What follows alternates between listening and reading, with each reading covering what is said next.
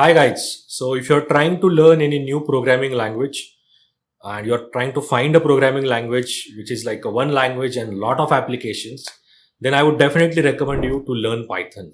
Because right now in the market, Python is getting used by automation testers, data analysts, data scientists, machine learning engineers, data engineers, and along with that, some backend developers as well. So this single language has a lot of applications. So by learning Python, you would be able to target a lot of roles in the market. So what I have done is I have created this complete Python programming video. And in this video, you are going to learn Python right from the basics till advanced topics. So in this video, I'm going to cover basics of Python. Then we would discuss about how you can write for loops and while loops in Python, how you can write different conditions within Python, how you can write if-else conditions, how you can compare different data values. All those concepts we are going to cover. Then we would also discuss about how you can write functions in Python, how you can write classes in Python, object-oriented programming concepts within Python. Then which are the different data structures in Python. So we would discuss about list, we would discuss about sets, tuples and dictionaries along with all their functionalities. Everything is getting covered in this particular video. Then when you work as a data analyst or a data scientist, couple of important libraries that you would definitely need are pandas and Numpy libraries. So we are going to cover those libraries as well in this particular video.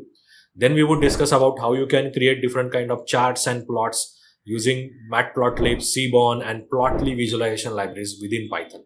So creating visualization using Python is also getting covered. Then I have also shared examples of getting data from the API using Python, because when you work in the industry, sometimes you might be getting data from API and then using that data, you might be building some data analysis or building your machine learning model. So even that concept is getting covered in this particular video. So I'm very sure that if you watch this playlist right from the start to end, if you completely watch this video, you would be very confident in programming in Python. And what I have done is, after covering every important topic, I have kept problem solving exercise. So basically what we would do is we would take 2 to 3 problems and we would solve them right from the start to end. So that would basically help you in building your problem solving skills as well. So make sure that when I am solving those problems, you don't follow my solution.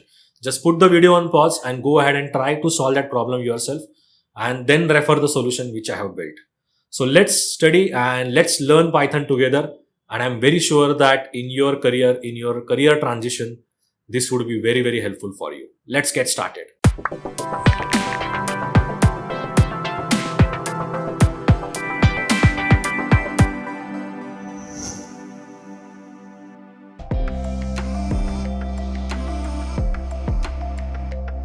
To install and set up Python on your laptop, you can simply go to anaconda.com. There you would get open source version of Anaconda, which you can set up on your laptop. That would give you Python along with all the dependencies that you need when you're working as a data analyst or data scientist. After going on anaconda.com, you would see options to download the installer. So based on your OS, you can select the installer which you want to download. So in this video, I'm going to cover steps for setting up Anaconda on Windows, but the steps would more or less look same for Mac as well as for Linux OS. So simply click on download the installer. That would download the installer or your laptop or desktop. And after you have that .exe file, just double click it so that the installation should start after that. After double clicking the .exe file, you would have to click on next. Then as for any software, there is a license agreement which you would have to accept and agree before starting the installation process.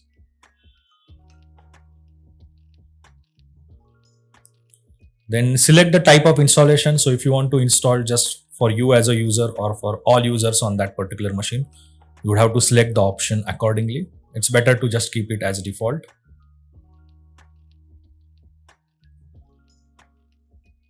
Then choose the location on your machine where you want to get the installation done. So you would get the suggested location automatically over here. But if you want to install at some other location, you can change it over here and then click on next. Please note that you would require around 5 GB of space for installing Anaconda. So please plan accordingly.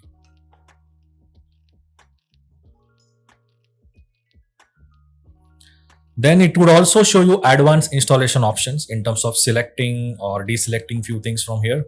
Again, there is no need to make anything complicated. Just go ahead and select all the options for setting up Anaconda and then just click on install.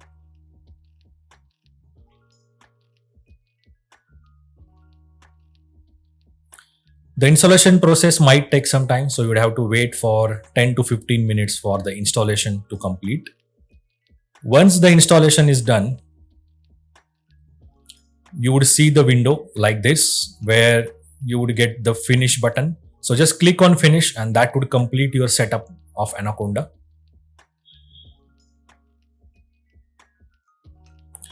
To verify the installation, just go to the search menu on your laptop and search for Anaconda Navigator. And after you click on that, you would see a window like this. So this window would show various things that you got along with the installation of Anaconda and Python. So you would see Jupyter, you would see Spider, Jupyter Lab, everything over here. Then the next step is actually start doing something using Jupyter or Spider. So if you want to use Jupyter, just go to your search menu and type Jupyter Notebook. You would see an icon like this. Then just click on that icon and that would open a browser window where you would see various options.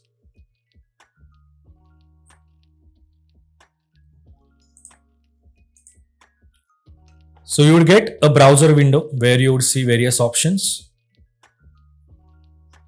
Just click on new Python notebook and that should open a new Python notebook for you in Jupyter.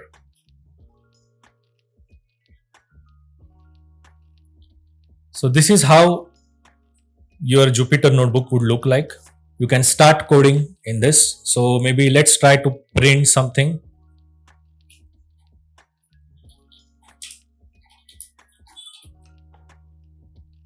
So I'm just typing the print statement and I'm printing hello learners. Let's run it. So this is the button you can use for learning. Then if you want to add additional code, okay, let's write print additional code. Again, to run this particular line, you can use the run button. Then there is this option which would help you to restart the kernel and basically rerun whole notebook. So you don't have to then run cell by cell or line by line. So if you click on this, it would just run everything again. Then if you want to create a new cell, you can use a plus icon over here that would create a new cell on which you can write a code. For saving the notebook, you have option over here. If you click on this, that would save your current notebook or your current Python code. Then using Jupyter, you can also add headers in your Python notebook. So suppose if I want to add here, let's start learning and I want to change this to heading. So it would automatically change the type of text to heading. Now let's go to the new cell. And if you see here, the new cell by default is code. It's a Python code.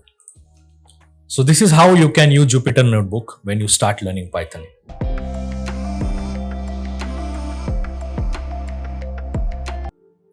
So before getting into Python programming, let's try to understand some basics of Python.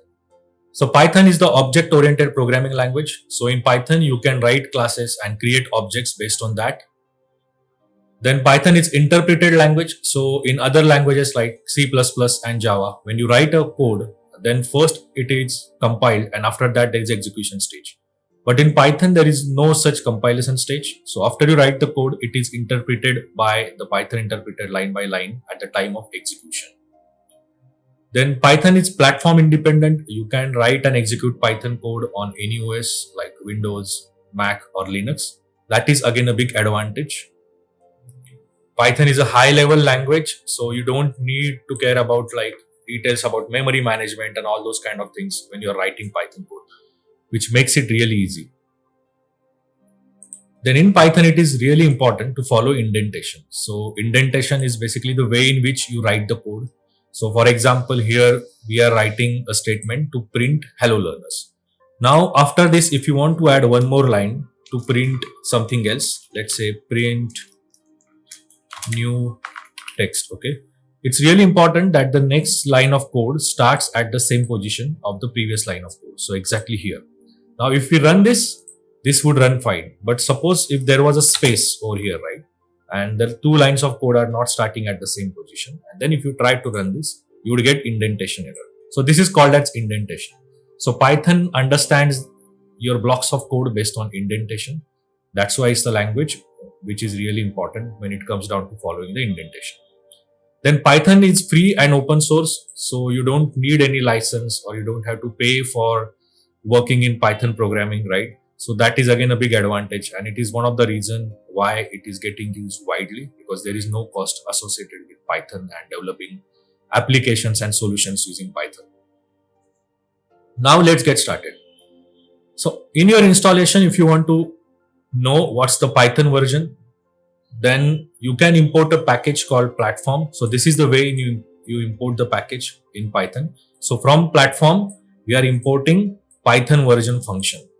And then if we print the value returned by Python version function, so basically what we are doing, we are just printing Python version over here. That would give us the version of Python on your machine. So on my laptop, I am having 3.10.9 Python version. So this is how you can check your Python version.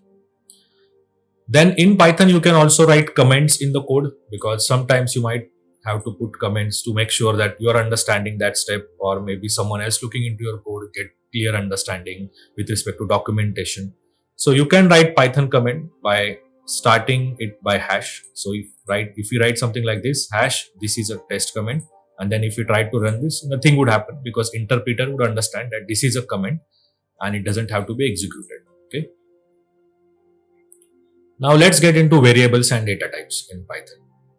Now, for those of you who know C++ and Java, right? In C++ and Java, when you're trying to declare any variable, you also have to declare the type of variable it is, whether it's an integer variable, float variable, or a string variable, right? But in Python, there is no such requirement. You just have to create a variable name and assign a value to it, and Python would automatically understand which type of variable it is. Now, for example, here we are creating variable data and we are assigning it a value 7. Then automatically Python would understand that this is an integer variable. Similarly, we are creating another variable with the same name now and assigning it a value 1.5 and printing it. So here you can see that all the values are getting printed one after another. And obviously, as the variable name is same, the values are getting overwritten. So next time when we print the data, it would always print the latest value assigned to this particular variable. So in this case, it is Python tutorial. So it has printed the value Python tutorial. And now if we try to check the type of variable, right, then you can use inbuilt function in Python, which is type function, and just give type and in bracket name of the variable. In this case, it is data, and it would give you what type of variable it is. So our data variable is of type string. That's why we are getting str as the output over here. Then you can also change the data types of variables within Python. Now suppose you want to store value 7, okay, but you want to store it as a string. Then you can just use inbuilt function string, and then to it you can pass your value 7, and then you can store it. After that, what we are doing, we are just printing that value, and then we are just checking what's the type of value that this particular variable is having. So here we are able to print 7, and the type we are getting is class string, because we converted this value 7 to string over here. Similarly, if you want to store float value 7.8 but as type integer, then we can use int function, and to it we can pass this particular float value. And then if we try to print the type of data, instead of float we would get integer, because we are explicitly storing that value as an integer over here. That's why we are getting class as an integer. So this is how you can store the values explicitly into a particular data type by using these particular functions within Python. If you don't give this function calls, or if you don't give explicit data types, then Python would automatically take the default data type based on the data that you are providing into it. Then when it comes to string variables, right, you can declare string variables by using double quotes as well as by using single quotes. So here we are creating a new variable with the name data, and we are giving it a value new data, and here we are using double quotes, and then when we print that particular data type, we are getting type as a string. And next time what we are doing, again we are giving same value, but this time we are using single quotes. And still, even if we try to check the type of variable, we would get value as a string. So in Python, you can create string variables using double quotes as well as using single quotes. Both is fine. Then in Python, the variable names are case sensitive. So if you have a variable with the name data and then you create another variable with same name, but here D is capital, it would be actually created as another variable. It's not going to overwrite your previous variable, though the name is same, because Python variable names are case sensitive. So here D is capital, so it will be considered as another variable. So here to data we are giving value Newtown, and to another data which starts with capital D we are giving value 8. And then if you print both the values, you can see here the corresponding values are printed. There are certain rules which you have to follow while defining a variable name. Okay, so your variable name must start with a letter or underscore character. It cannot start with a number. Okay, so it cannot start with a space as well. Again, within variable name, you're not allowed to have space. So your variable names can only be in alphanumeric format. So basically you can use all the letters from A to Z, all the numbers from 0 to 9, and you can also use underscore. So let's get into the details of this. Okay, here we are creating a variable with name data underscore to underscore test and assigning it a value is equal to value, and let me just run this. So it would run fine. Then we are creating another variable data new, and this time we are putting space in the variable name and we are assigning it some value. So this won't run fine because in Python you are not allowed to have space within variable name. So always remember this. How you can handle this issue? You can just put an underscore over here. So by putting underscore between two words in the variable name, you would be able to solve this issue. So this should run fine. Okay. Then you can also have numbers within your variable name. So this is alphanumeric format. So it's a text followed by a number.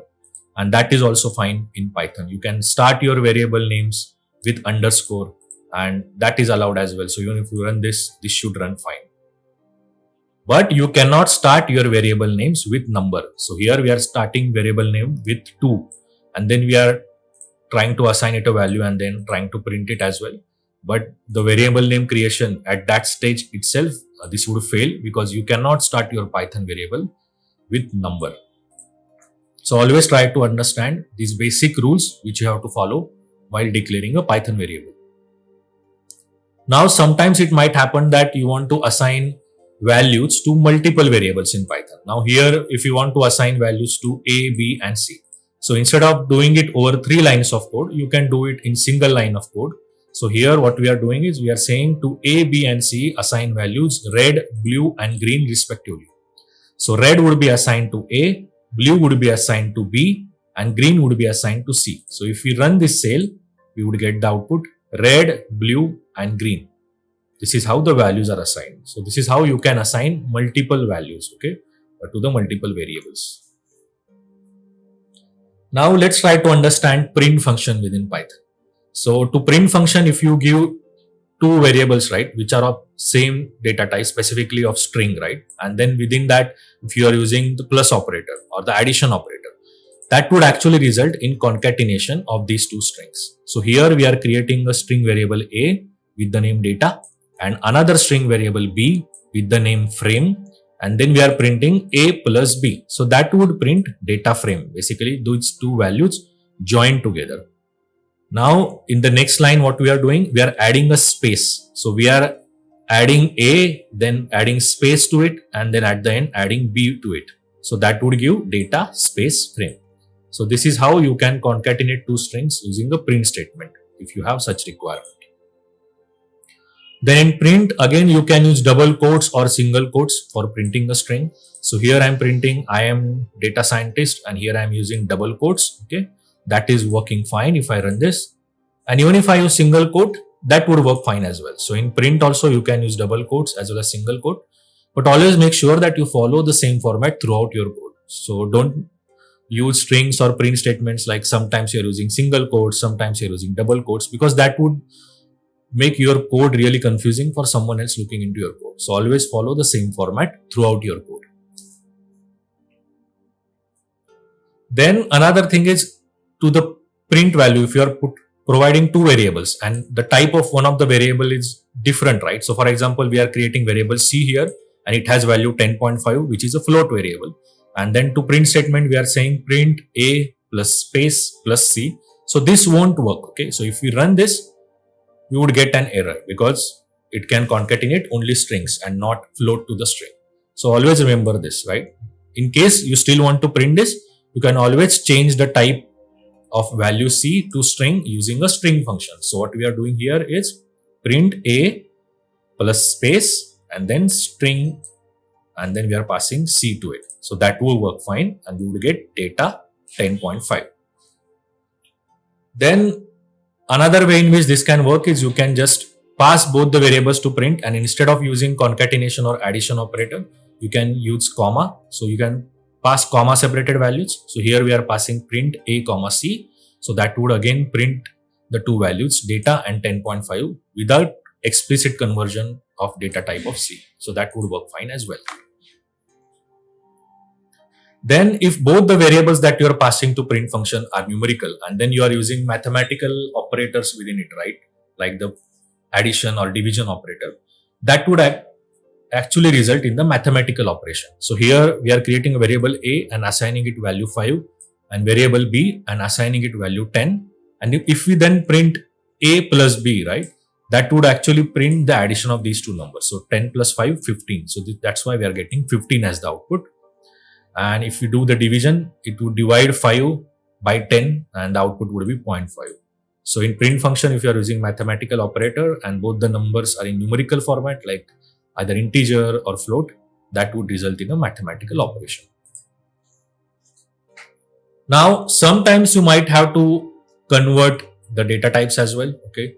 Now, suppose you are creating a variable A and assigning it value 10 and variable B and assigning it value 10.6.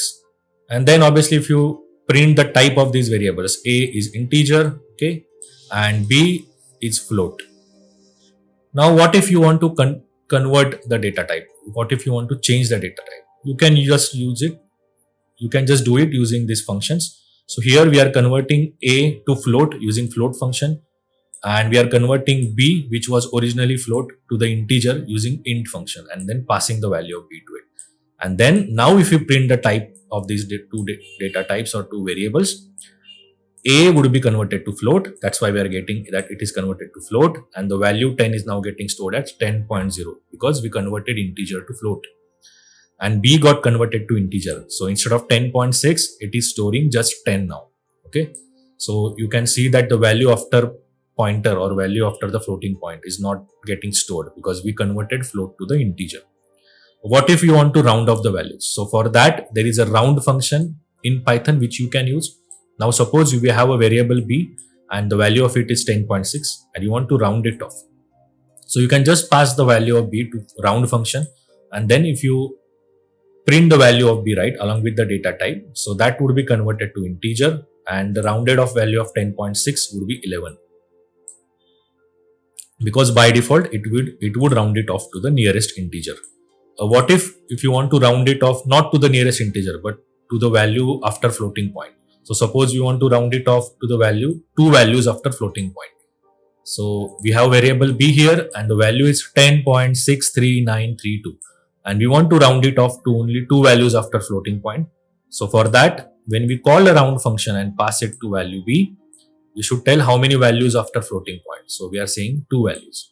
So that would round it off to 10.64 because the value after 3 is 9, which is 5 or more than 5.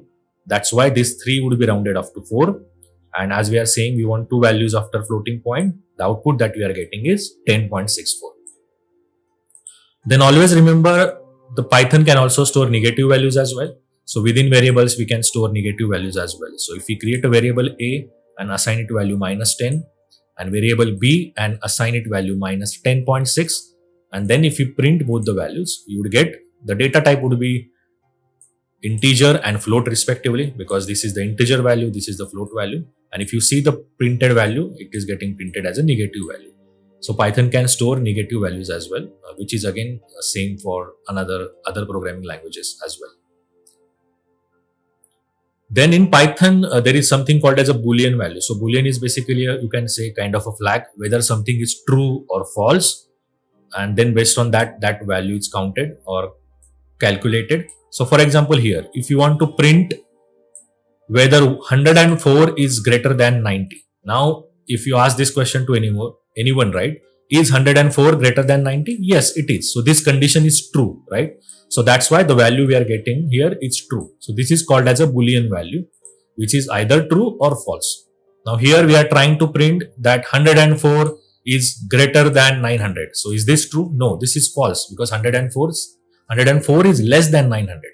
So that's why we are getting the output value as false over here. So these true and false are called as Boolean values. Then the use of these Boolean values is when you write if and else conditions or any conditions within Python. Now suppose you are creating a value variable A and assigning it value 12 and variable B and assigning it value 10, right? And if you then check the condition, so if you check if A is greater than B and then a colon over here, which is the syntax in Python, then print A is greater than B, else print B is greater than A. Now in this case, A is greater than B. So when this condition is evaluated, the value which would return would be true, right? And if this is true, the next line within this particular condition would get executed, which is print A is greater than B. And that's why we are getting this output. So this is how the Boolean values are useful when you write the conditions. We would get more into the loops and conditions in our next section. Okay.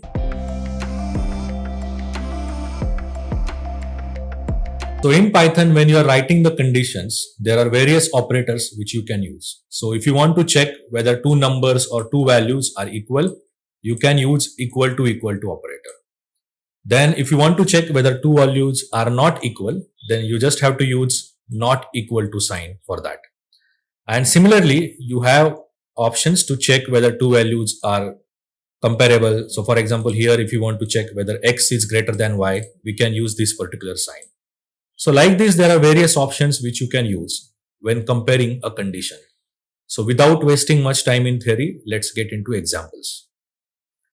So here, suppose we declare a number X and the value of it is 283 and another number Y and the value of it is 410. And then if you want to compare whether these two numbers are like greater than each other, right? So if you want to compare whether X is greater than Y.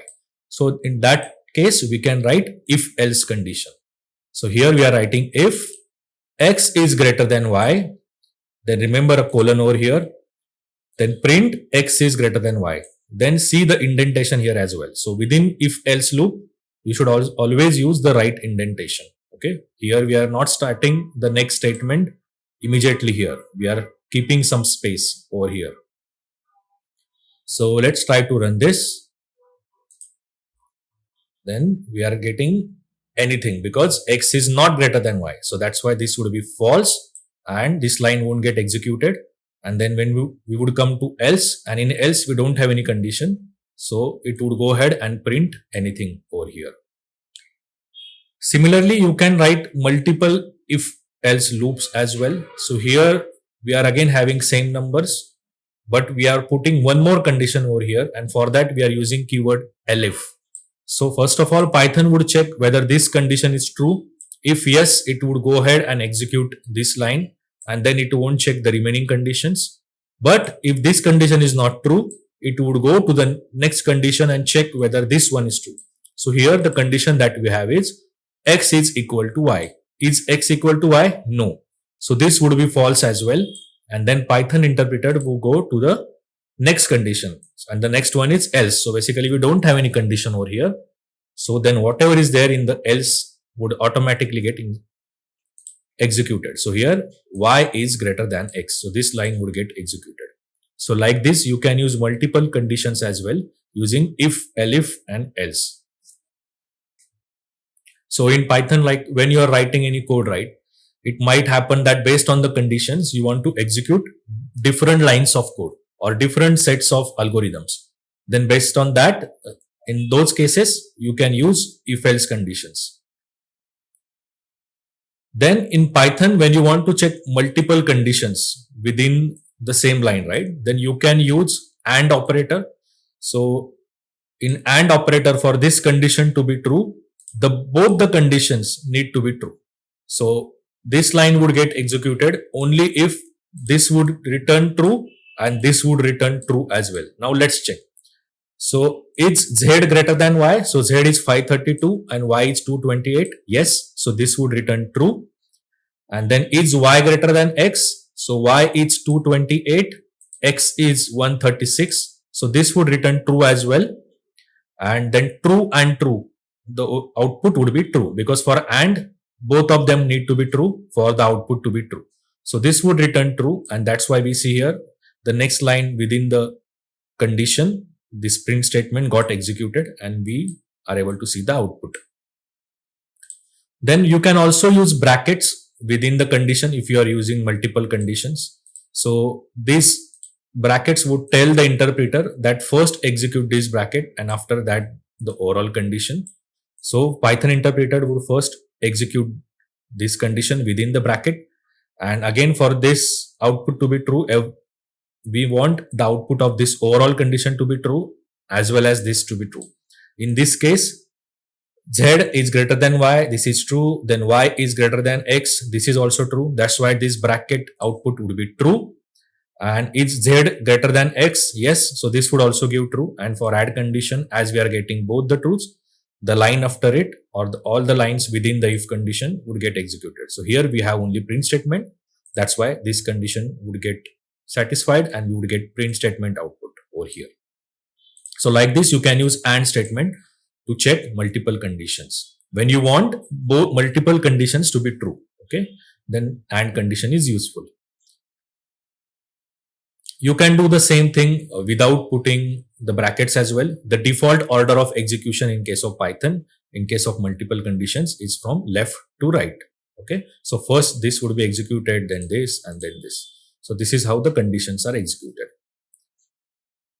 Then in Python, you also have a OR operator. Now for OR operator, it's exactly opposite of AND operator. So for AND, we wanted both the conditions to be true for overall output to be true. But for OR, you want just one condition to be true. So even if one of the conditions is true, the output of OR would be true. So here, even if this is true or this is true, it's fine for OR. Or even if both the conditions are true, the output would be true. So in cases where you want just one condition to be true and then want to go ahead and execute that particular loop or that particular code block, then you can use OR condition in Python. So here we are comparing. Again, if z is greater than y, now is z greater than y? Yes. So this would return true. Or y is less than x. Y is 228. X is 136. So this would return false because y is not less than x. But as it's a OR condition, the combination of true or false would be true. And that's why the line within this block would get executed, which is a print statement over here, and would get it as the output.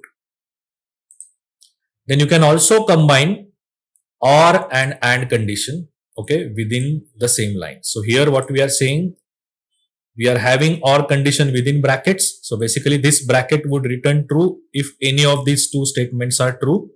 And then after that, this overall condition would be true only if we get true from this bracket, and then this condition needs to be true as well. So it's z greater than equal to x. Yes, z is greater than x. So this would return true.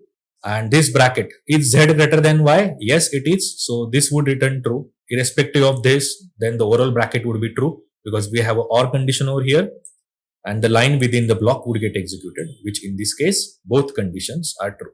So this is how you can also combine AND and OR operator within the same condition.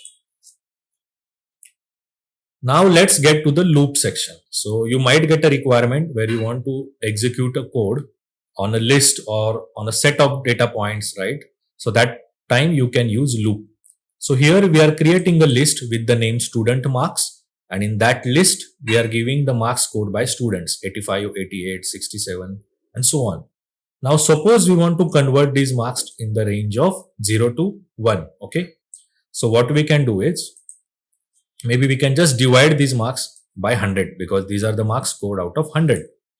So this is how we can write a for loop. For Z in student marks, then followed by a colon, which is again very important. So this value of Z would be the value within the list.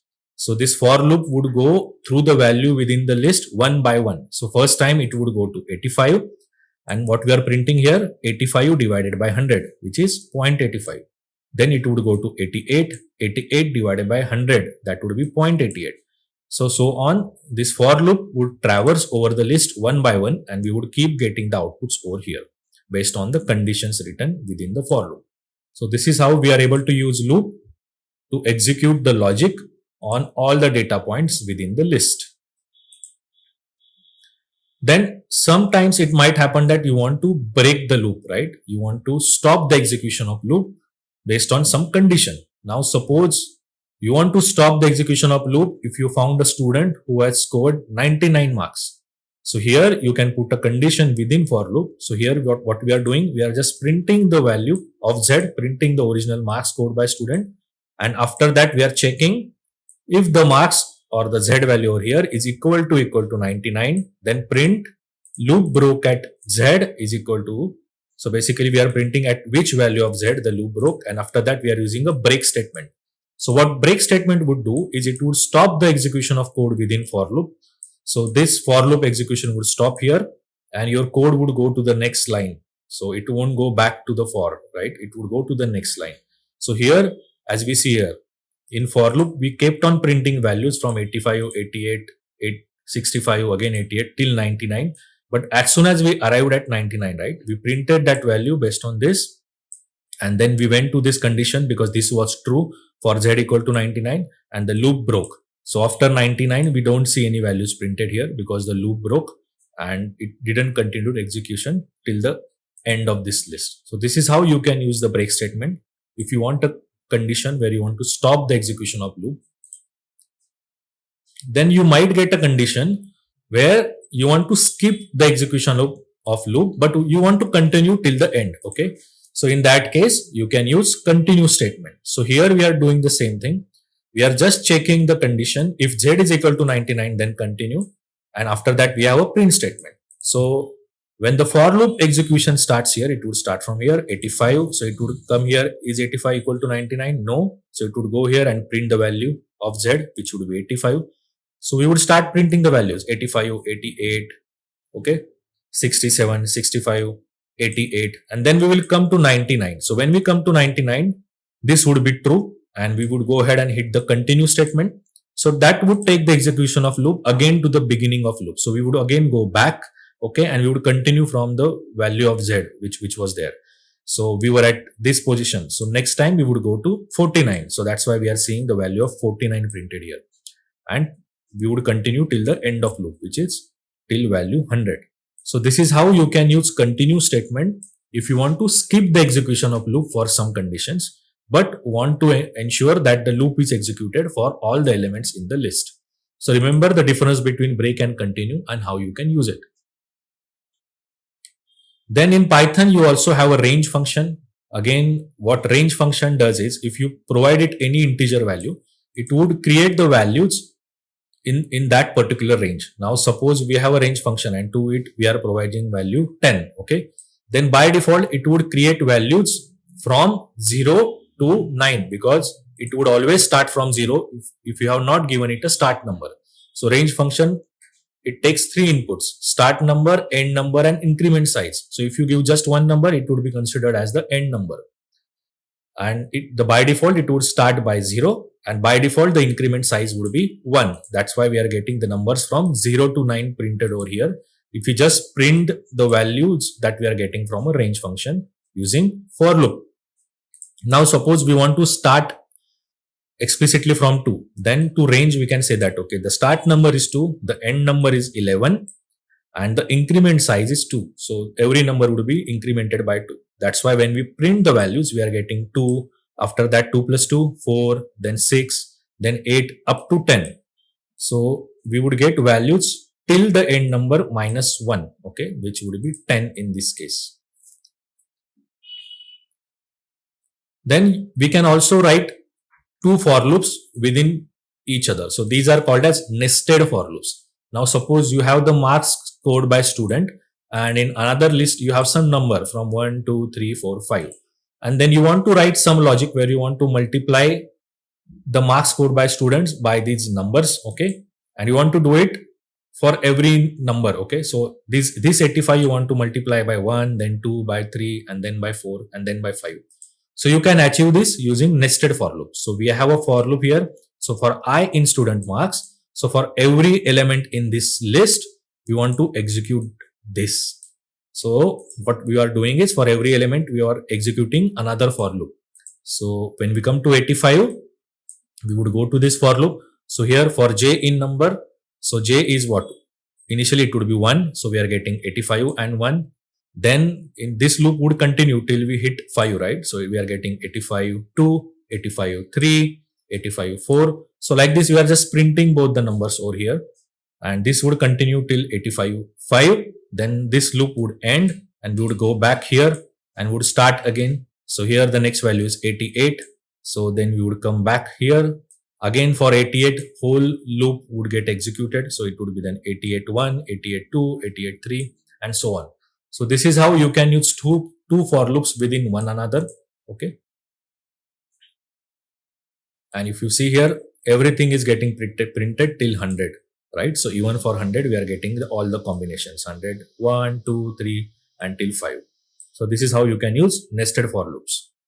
Then always remember that within for loop you always have to write some code or some logic. Suppose I'm just creating a for loop for x in student marks, and then I leave it empty, that would give me an error.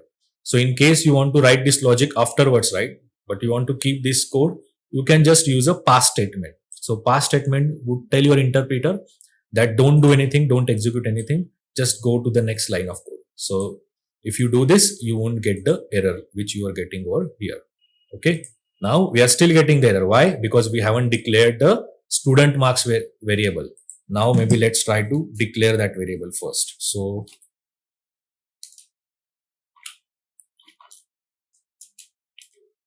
student marks is equal to say 1, 2, and now let's try to run this again.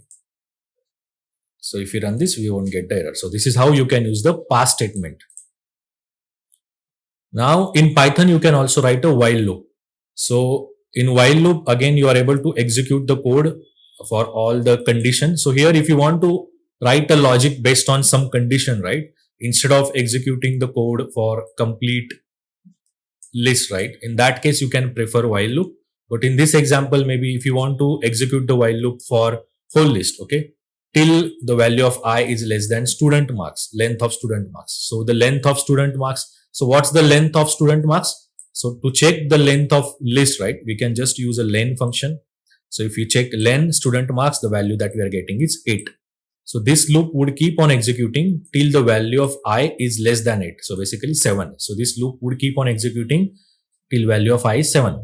So we are first initializing value of I to 0, and then we are saying till value of I is less than length of student marks, keep on executing logic within the loop. So what's the logic? So we are first printing the student marks at that particular position. So we are printing student marks at I0. So at index 0, the value that we have is 85. So it would print the value 85. After that, we are just printing the value of I, which in this case is 0. So value of I 0. And after that, we are just incrementing the value of I. So we are saying I is equal to I plus 1. So this is how we are increasing value of I now from 0 to 1. Again, it would go back here. It would check, is 1 less than 8? Yes. Then it would again execute these statements. So this would continue till we hit 7. So after we hit 7, we would print value of I equal to 7. And then over here, the value of I would get incremented to 8. And then when we go back here, is 8 less than 8? No, 8 is not less than 8. It is equal to 8. So this would return false, and then we would come out of the while loop. So always remember, you are putting a condition which would be satisfied at some point of time, okay, which would result in false at some point of time. Otherwise, this would create an infinite loop, which would just keep on executing, right? Because we are never getting to the value which would break this loop. So this is how you can use a while loop for writing the loop statements within Python.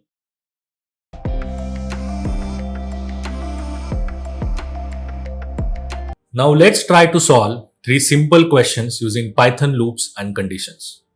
So our first question is, given a list with following numbers, write a program to print numbers which are divisible by 3 but not divisible by 2. So basically we want to identify numbers which if divided by 3 the remainder would be 0, but if divided by 2 the remainder won't be 0. Now how to find whether certain number is divisible or not? So for that you can use a percent operator. So for example, if you want to check whether 10 is divisible by 5 or not, if you do 10% 5 and run this, you would get remainder as 0. But if you want to check, say, if 10 is divisible by 4 or not, and if you do 10% 4 and run this, you would get remainder as 2. So basically 10 is not divisible by 4, but 10 is divisible by 5. So this is how we can use percent operator. Now let's try to solve the problem which we have. Let's create a new cell. Let's write a for loop on the list for number in data colon,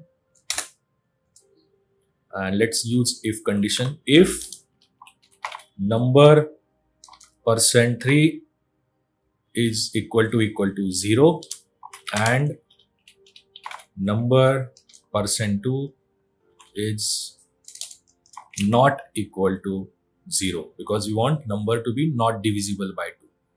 So we have put both the conditions. Again, don't miss out colon over here, and then we want to print the numbers which match this condition, right? So print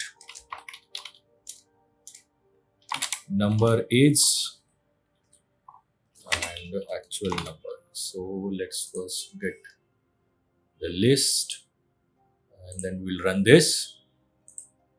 So the numbers that we are getting which are divisible by 3 but not divisible by 2 are 3, 9 and 15. So for remaining numbers, the condition is not satisfied. So for example, number 18. This is divisible by 3, but it is divisible by 2 as well. That's why it was not printed. So it seems we are able to correctly solve this particular problem using a for loop and the if condition in Python. Now let's move on to the next problem which we have. So now our second question is, print all the even numbers between 10 to 50, including both the numbers, except the numbers divisible by 5. Okay. So we have to print all the numbers starting from 10 to 50.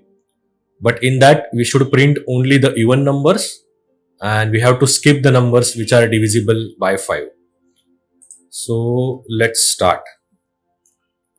So let's initiate I equal to 10. So we can solve this using a while loop. So while I less than equal to 50, because we want to go from 10 to 50. Now let's write a condition. So the number is even when it is divisible by 2. So if number, if we divide it by 2 and the remainder is 0, then it is an even number. And the second condition that we want to put here, that the number shouldn't be divisible by 5, right? Because we want to print everything except the numbers divisible by 5. So, and I %5 should not be equal to 0, because if it is equal to 0, then we don't want to print it. Now let's try this. Let's see what happens. And print number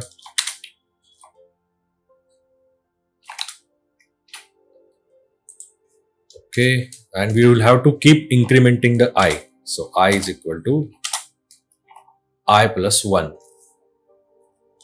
because we have started with I equal to 10 and we have to go up to 50.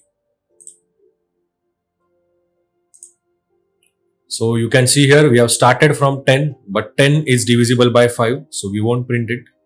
Then 11 is not an even number, so it is not getting printed. Then we come to 12. So after 12, next even number is 14, then 16, then 18, then 20 is also even number, but it is divisible by 5. That's why we are not printing it. Then we go to 22, and that's how we are covering all the numbers up to 50. So 50 is not getting printed because it is divisible by 5. So this is how we are able to solve this problem using a while loop. So our next question is, print the grade for the marks scored by students given in following list. So if the students are scoring 70 or more marks, then we want to give A grade. If the score is between 50 to 70, then we want to give B grade. And if the score is 50 or less, then we want to give C grade. And these are the marks scored by students. Now let's try to solve this problem. Okay, so let's write for marks in data, if marks greater than or equal to 70. So here the condition is 70 or more. So we are using greater than or equal to. Then we want to print.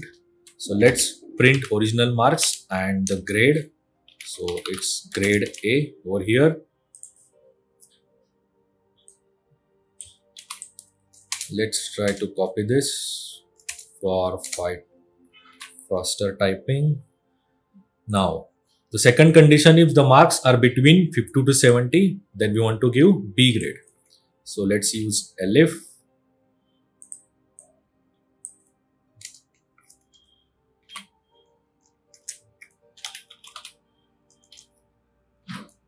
So if the marks are between 50 to 70, then we want to give B grade, and if the marks are 50 or less, then we want to give C grade. So if marks are less than or equal to 50, then we want to give grade C. And let's use elif again. Now let's try to run this. So 88 we are getting grade A, 49 grade C. Then for 50, we are getting grade C because the requirement is 50 or less should be given a C grade. Then 70, grade A, because 70 or more is a A grade. So we are able to give grades correctly using this particular logic. So we are able to solve this problem as well. Now with respect to these conditions, at the end, you can either use elif or you can use else as well. So it's up to you which condition you want to use. Okay. So this is how we are using Python loops and conditions, and using that we were able to solve 3 problems today.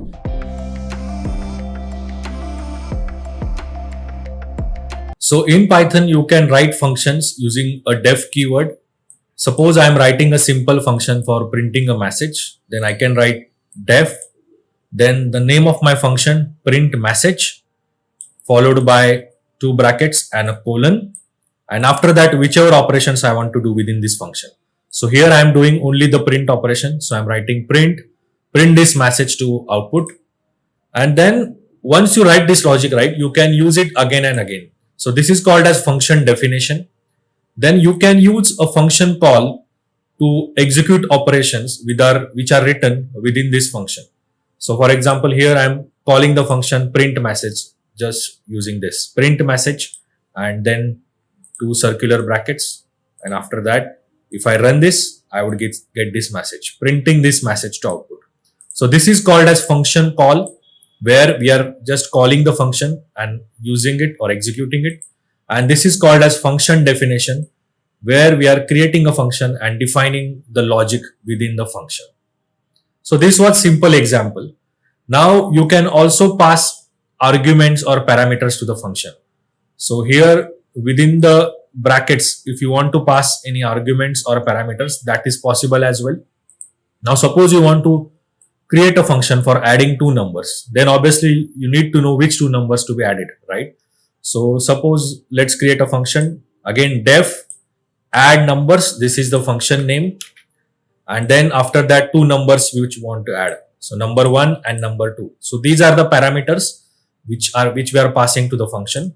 And then within function, we are doing the addition operation. So result is equal to number 1 plus number 2. And then we are printing sum of 2 numbers each and the result.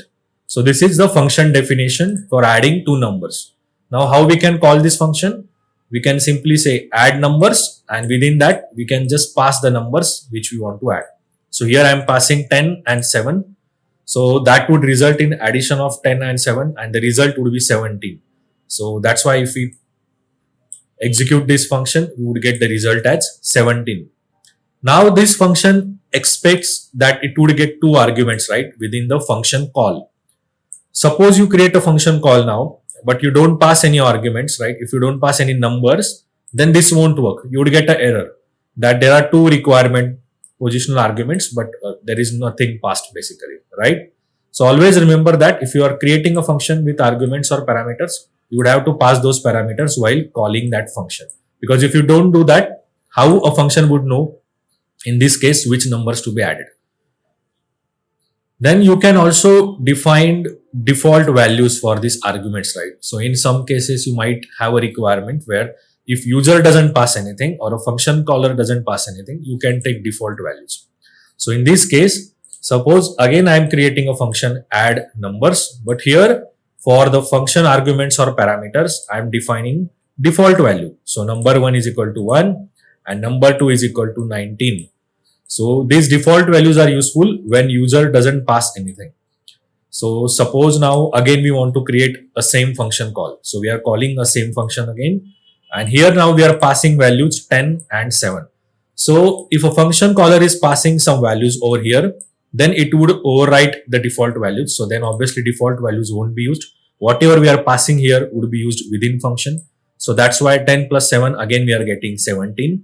But if while doing a function call, if you don't pass any numbers, right? If you don't pass any arguments, then that function would use the default values for those arguments. So here again I am calling a function add numbers, but I am not passing any arguments. So in this case, the function would use default values. That's why we would get 1 plus 19 is equal to 20, and the result that we would get would be 20. So this is how you can also define default parameters in your function definition.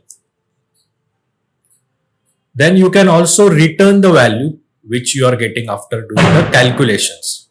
So in this case, suppose you want to add two numbers, number 1 and number 2, and after addition, if you return the result, okay, then that return result would come to the place from where you are calling the function. So here we called function add numbers and we passed two numbers, 100 and 50. So it would come here first. So number 1 would be set to 100, number 2 would be set to 50. Then here we would get 100 plus 50, 150. Result variable would have value 150. And when we do return result, that value 150 would be returned over here. And that would be then set to the total variable. So that's why the value of total would be now 150. And then obviously if we then print the results, then we would get the result as 150. So this is called as a return statement. So that is used for returning the results in a particular variable to the place from where we are calling the function. We can also return multiple values. So here, suppose we write a function for adding and multiplying the numbers. So the values it is getting as arguments is number 1 and number 2. And within function, we are doing addition operation followed by a multiplication operation. And then we are returning result for addition as well as for multiplication. Okay. So in this case, this function is returning two values. So obviously then when we call this function, we'll have to pass the arguments or parameters which are required for this function. And then after doing these operations, this function would return these two values. That's why we need two variables on the left side here to assign these two returned values. So add would be returned to addition and multi would be returned to multiplication. So this is how we are able to get the result of addition and multiplication in these two variables. And then we are just printing that result over here. So on the left side, you should have number of variables equal to number of values returned by the function. So here function is returning two values. That's why we have two variables to the left so that we can set those values to those variables. So this is how you can also return multiple values from the Python function. Then in Python or in any programming language, there is a concept called as a recursive function. Now what is recursive function?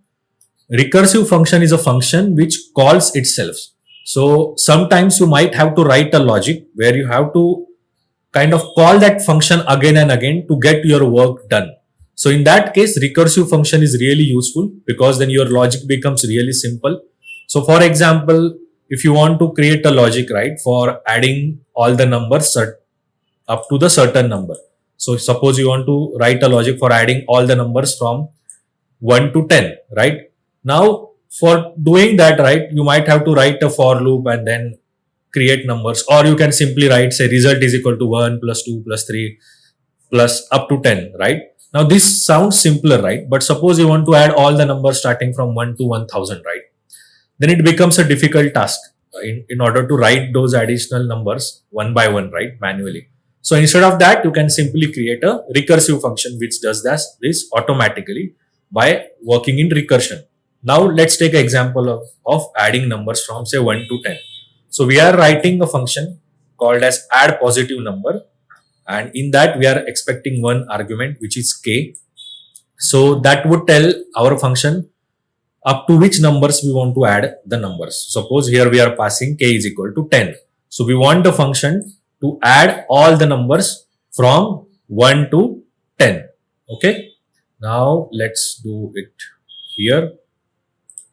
So first time when we call this function add positive number k is equal to 10, it would come here, because if k is greater than 0, it has to get into this block. So k would be 10, so that's why it would come here. It would first print the message k is 10, so that's why we are getting k is 10. Then it would go to the next line. Here we are doing result is equal to k plus add positive number k minus 1. So we are doing result is equal to k, so k would be 10, that's why it would be 10 plus add positive number 10 minus 1, that is 9. So we are again calling the same function, but this time we are passing value 9, k minus 1. So again it would come here, then print the value 9 because k would be 9 now. So like this function would keep on executing till k is greater than 0. Okay, that's why we are getting all the print statements here. K is 10, k is 9 up to k is 1. And the thing that happens within recursive function is your results are getting created in the form of stack. Okay, so stack is last in first out structure in data structures, right? So that's why we would get the result printed in the reverse order. Okay, so here you can see the result that we are getting printed is the reverse order, because at the end k value would be 1 and then here we would pass 0. So 1 plus 0 would be 1. Then that's why we are getting the value 1 printed first, followed by 3, 6. So that 3 would be 1 plus 2. Then 6 we are getting because 1 plus 2 plus 3 is 6. So on till 1 adding 2 plus 3, 4, 5, 6, 7, 8, 9, 10. So that total is 55. So at the end we are getting 55 printed over here. And we are able to then return the value within result variable, which is 55. And that's how we are able to get the final output as 55. So this is how we can use a recursive function for doing repetitive tasks. So remember that recursive function is a function which calls itself.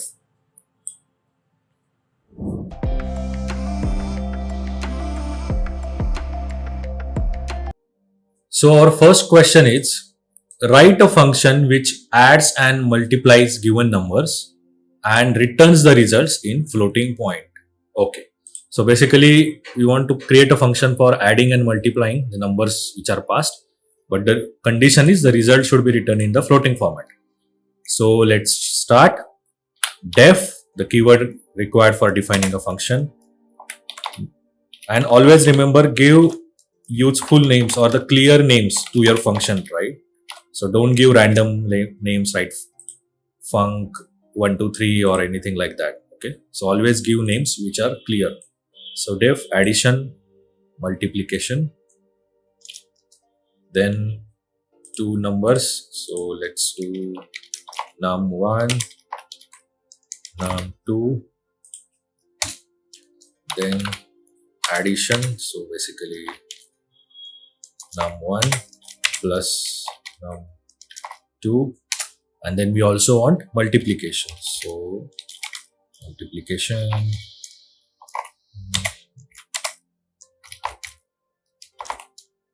and then we want to return the result in floating format. Okay, so let's do this. Maybe before doing that, maybe let's just return the result as it is. Okay, run. Let's now try to call this function. Okay, let's pass two numbers, maybe 100 and 20, and let's run this. So we are getting addition and multiplication both returned over here.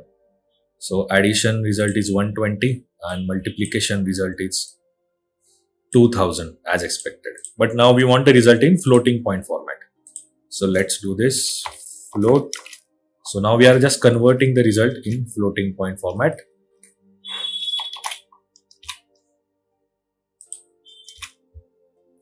So after you do this code change, you have to run this code again because you are redefining the function. Then let's do function call.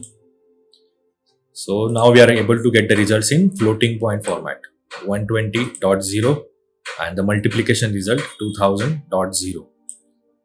Right. So we are able to solve the first question. Let's go to the second question now. So our second question is write a function which calculates area of a circle. So let's write def area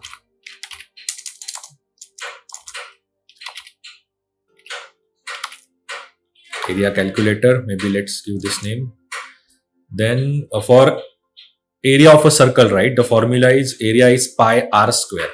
So we want radius as an input. Pi is a constant, right? So we want radius as an input for calculating the area. So make sure you are getting this parameter. So let's do this radius colon, then pi is a constant. So let's define it over here. Pi is 3.14 and then area would be pi r square. So basically pi into radius into radius. Okay. And then return area.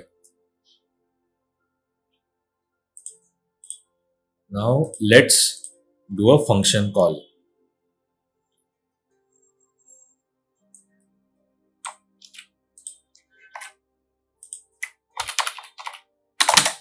Area calculator, radius is equal to maybe say 8, and then we can print the results. Print area of a circle is result value. So let's run this. Okay, so we are getting 200.96. So radius square would be 8 into 8, 64. Let's just confirm we are getting the correct value. So this is what we want. 8 into 8 into the pi, 3.14. So we are able to write the function which calculates the area of circle and returns the result. Okay, let's go to the next question now. So our next question seems to be on recursion. So the question is, write a function which takes number and power factor as the arguments and returns the power value of a number. So example, if the number is 2 and power factor is 3, then the result that we want is 2 into 2 into 2. So basically 2 multiplied 3 times. So in this case, the result would be 8. So this is the logic we have to implement, but we don't want to implement it in this way. So like manually writing number of times the power factor is passed, it is not obviously possible as well. So we want to do it using recursion. So let's do that. So def say power calculator, then which two arguments we need? Number and a power factor. So let's give it here, number, power factor. Okay. Now in power calculation, right, if the power factor is 0, so any number raised to 0 is always 1, right? 2 raised to 0 is 1, 10 raised to 0 is 1. So let's implement that condition here. If power factor is equal to 0, colon, return 1. So in this case, if the power factor is 0, we would return the value 1. And let's write the power calculation logic here. So result is equal to, so in power calculation, basically we have to keep multiplying, right, till the power factor which is given as the parameter. Now let's write this number into, so we want to keep multiplying. So let's use recursion here. So we are again calling the same function, and as we are calling same function, it would need these two parameters. So we'll have to pass again here number, and this time we have to pass power factor minus 1.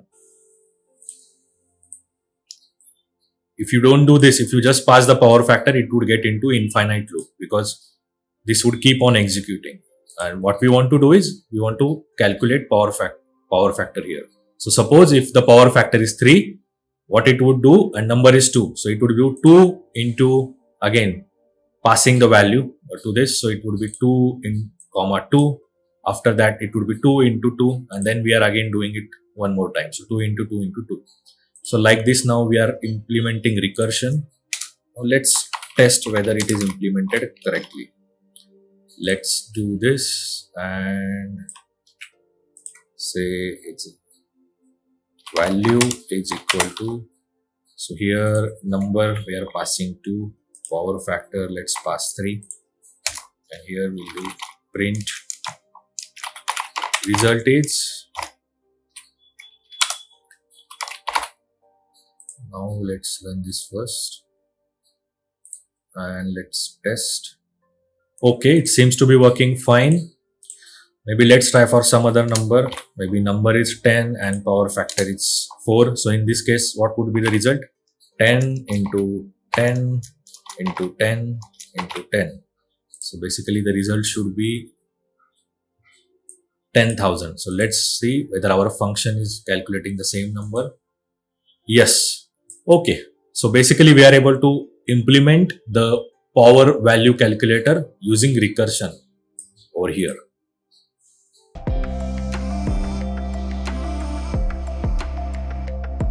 In Python, you can declare the Python string using double quotes. So here I am just creating a new variable with the name string and I am assigning it value hello Python. So you can see here I am using double quotes at the beginning as well as at the end. And then I am just printing the value. So you would see whatever we declared here is printed. You can also use single quotes for declaring a string variable in Python. There won't be any difference in the value which would be created after single quotes or double quotes. But only thing that you should remember is whatever you use for declaring the string variables within your code, you should keep that format same throughout the code. So if you are using double quotes, keep using double quotes throughout your code because that makes your code more readable for someone else trying to get into your code.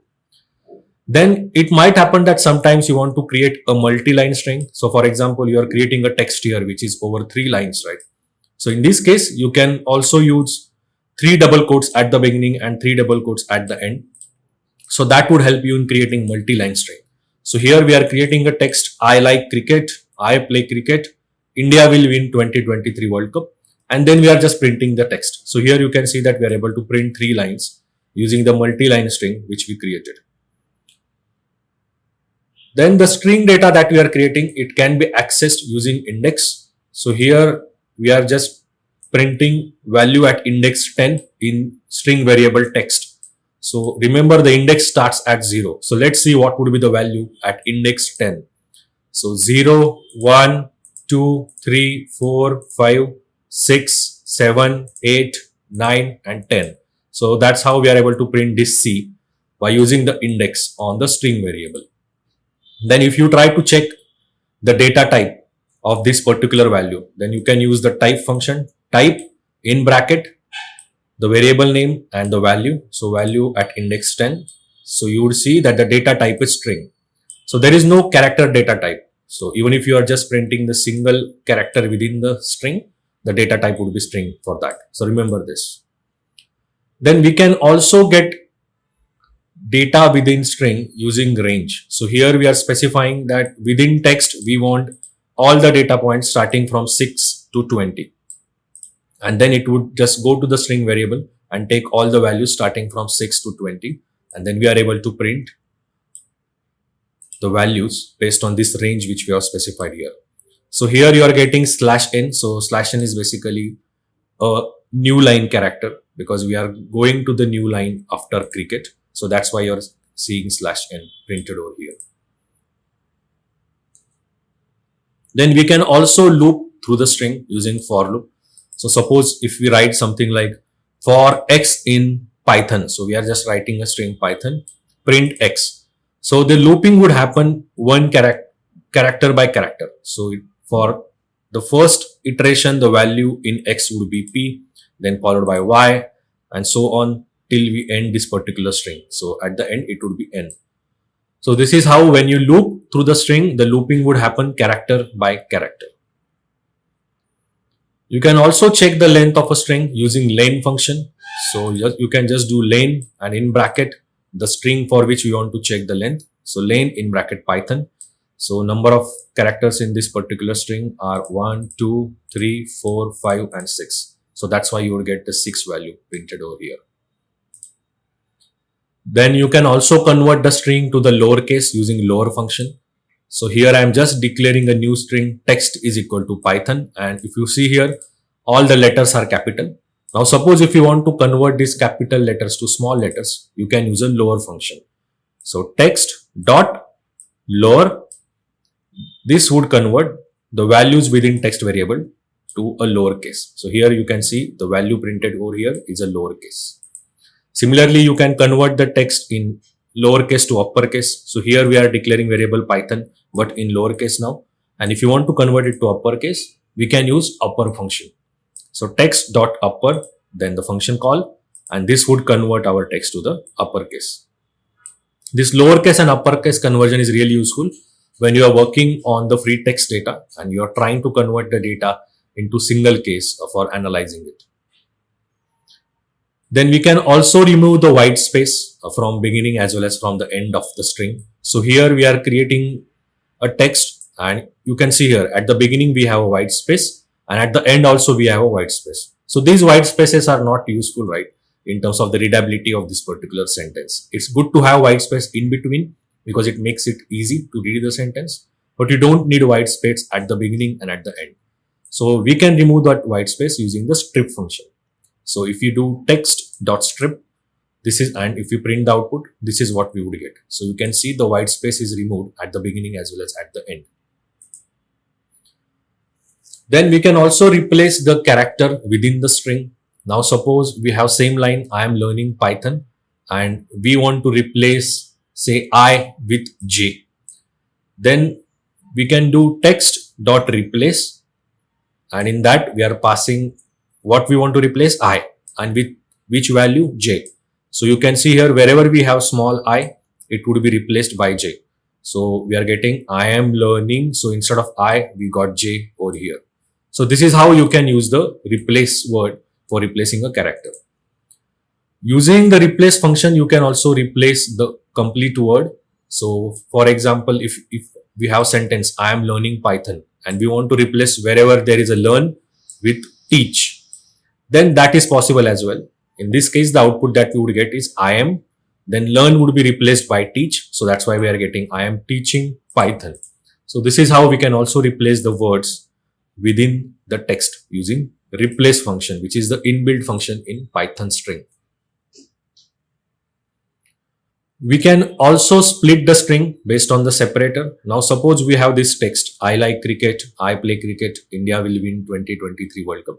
And here you can see that after every sentence, I have kept a comma. So we have a comma over here, we have a comma over here.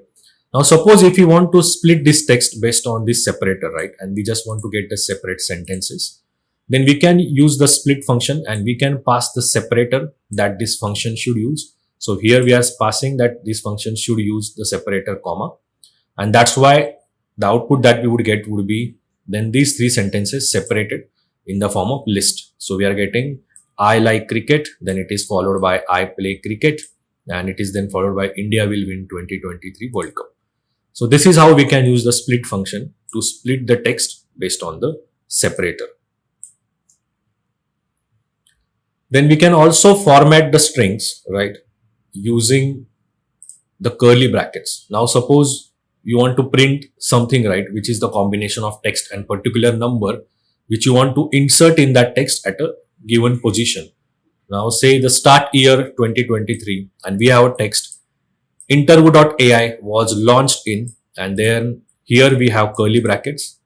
And then if we use the format function on the text, so this is again the inbuilt Python string function. So what we are doing is text dot format, and then to it we are just passing the value. We are passing start year. So what this function would do is it would replace this value within the text string where there is a curly bracket. So basically our value would be added over here. So if we print this, the output would be Inttrvu.ai was launched in, and these curly brackets are replaced with this value 2023. Sometimes you might want to do this replacement for multiple values, right? And in that case, you might want to give the position as well.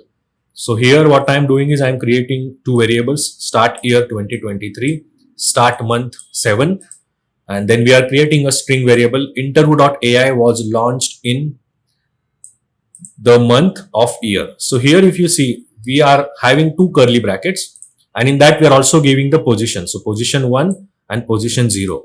So basically when we apply the format function on this string, the first parameter would be replaced here and the second parameter would be replaced over here. So if you do text dot format and then we pass start year and start month. So start year is our first parameter. So that would get replaced at this particular position 0, and start month is our second parameter. It would get replaced at position 1. So that's why we see here Inttrvu.ai was launched in 7th month, because start month got replaced over here and then the start year went to here. So basically we have Inttrvu.ai was launched in 7th month of year 2023. So this is how you can use format function and add values to the string when you want to do such kind of print operations.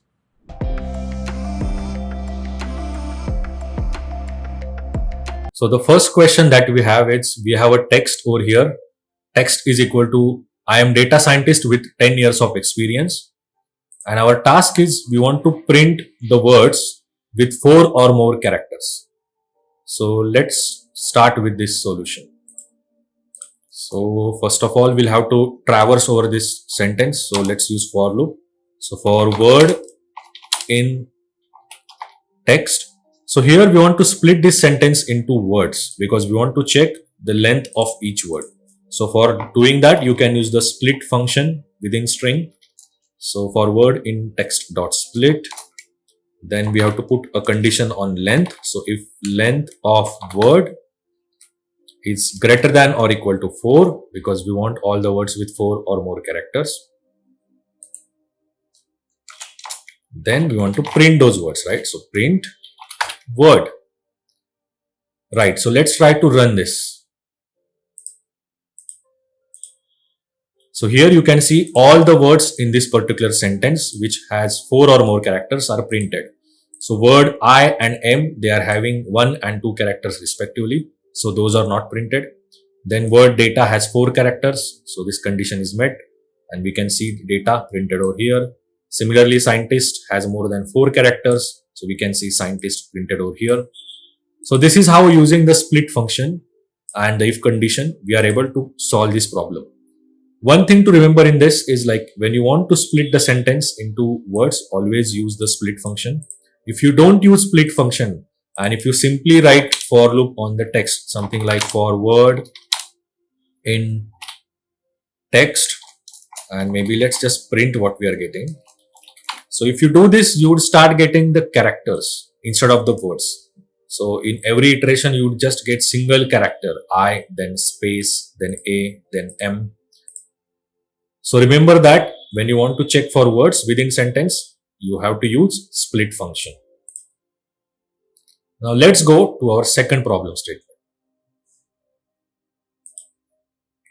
So here we are given a word is equal to data science, and we want to create a new word which is reverse of the above word. Okay. So we basically want to reverse this word. So our new word should start with E, then C, then N. So this is how we want the reverse ordered word creating based on the input that we have. Now let's try to solve this. So let's do this.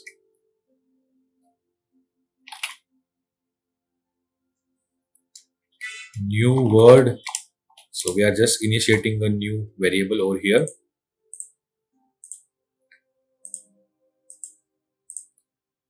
Okay, so we want to start from the last position. So let's create a variable z, which measures the length of the input word.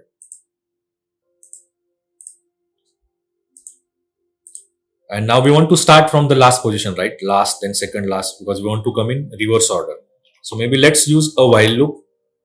While z is greater than or equal to 1, I will explain this condition as we write the logic. Then we want to keep updating the new word. So what we are doing is we are going character by character in the original word, but we are coming in reverse order. So here word in bracket z minus 1. So z is length. Here we are initiating the value in z as the length of this word. So z minus 1 would be the character at the last position. So at the beginning we want to add the character at the last position because we want to reverse this particular word. And then we should keep decrementing z because we want to come in the reverse order. Last, then second last, then third last. In this order, we want to traverse this particular word. And maybe let's print the new word created after every iteration of the loop so that you get clarity. Okay, and let's also print the final outcome.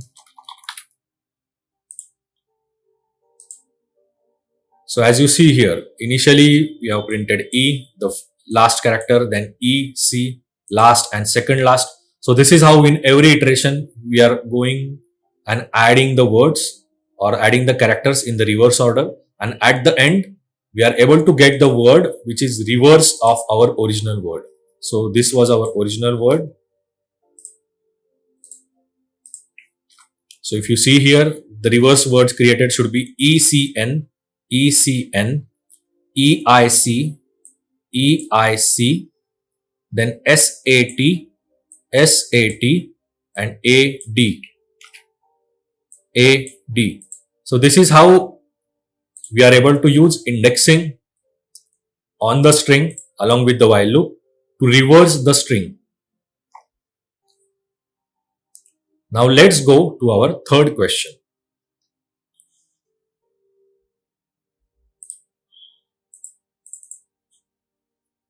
So here we have a word learning Python and we have to write a function to shift characters in a string by n positions to the right. Okay. So based on the parameter passed to the function, we want to shift the characters. So basically, for example, if we say that we want to shift characters in this string to the right by 3 positions, then L currently is at index 0. It should go to index 3. Then E should go to index 4. So everything would get shifted to the right by 3. And words at the end or the characters at the end would come at the beginning because we have to shift every character by 3 positions to the right. Now let's try to write a logic for this first. Okay, let's create a new variable. Length is equal to len of word. Now in this we want to shift to the right. Okay, so again let's initiate a new word.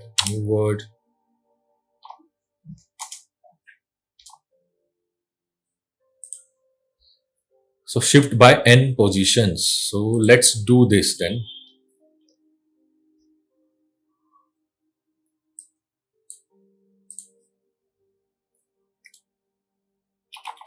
Word. In this we want to shift to the right. So we want to take all the words right from the beginning and then we want to shift them.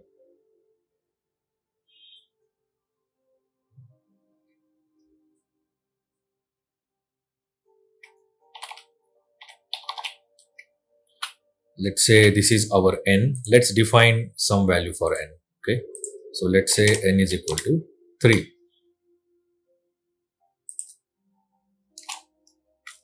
So what this would do is this would check the length. So length minus n. So basically it would come Here, if n is 3, it would be here, and it would take everything starting from length minus L till the end of this particular word. So let's try what we are getting. So we are getting NCE. Just a moment, updating the word. Right, so we are getting HON. So basically these are the last 3 characters in this particular word. So we are taking all the characters from length minus n till the end. Now we want this to be at the beginning, right? Because we are shifting them to the right. So when we shift these characters to the right, there is nothing over here. So everything would get shifted at the beginning. And to this, we have to add remaining words as well, right? The words at the beginning. So maybe we can do that using this. So all the words right from the beginning till this position. So if we run this, we are getting learning PYT. So we are getting all the characters till here. Now to shift this, right, to get the output in the form of shifted, we can do something like this. New word is equal to, first of all, we should add this word plus this new word, and maybe let's print what is created.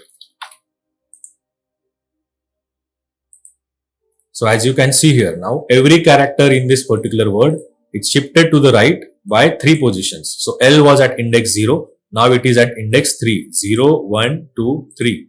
E was at index 1, now it is at index 4. And the characters which were at the end, they got shifted to the right, and that's why they came at the beginning. So we have HON at the beginning now because everything got shifted. Now we want this in the form of function, right? And we want it where we can pass any n. So maybe now we have written the logic. Now let's write a function.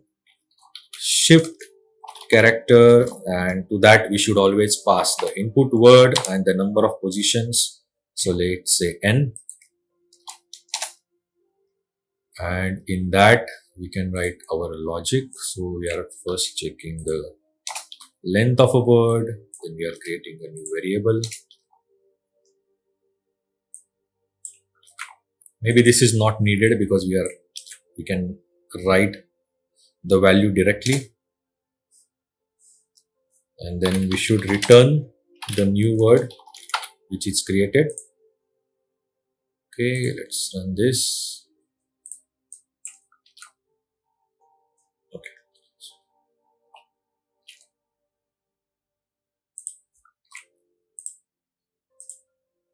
Now let's call this function. Okay. And number of positions, say 3. Let's run this line. So as you can see here, we are getting every word shifted by 3 positions. So maybe now let's test with other values. Every word shifted by 1 position. Let's run this. Now you can see L was at the beginning. Now it got shifted to the right by 1 position. Maybe every word shifted by say 7 positions. So we are able to write the function which is shifting the words in a string to the right based on the word and the number of positions provided by the user.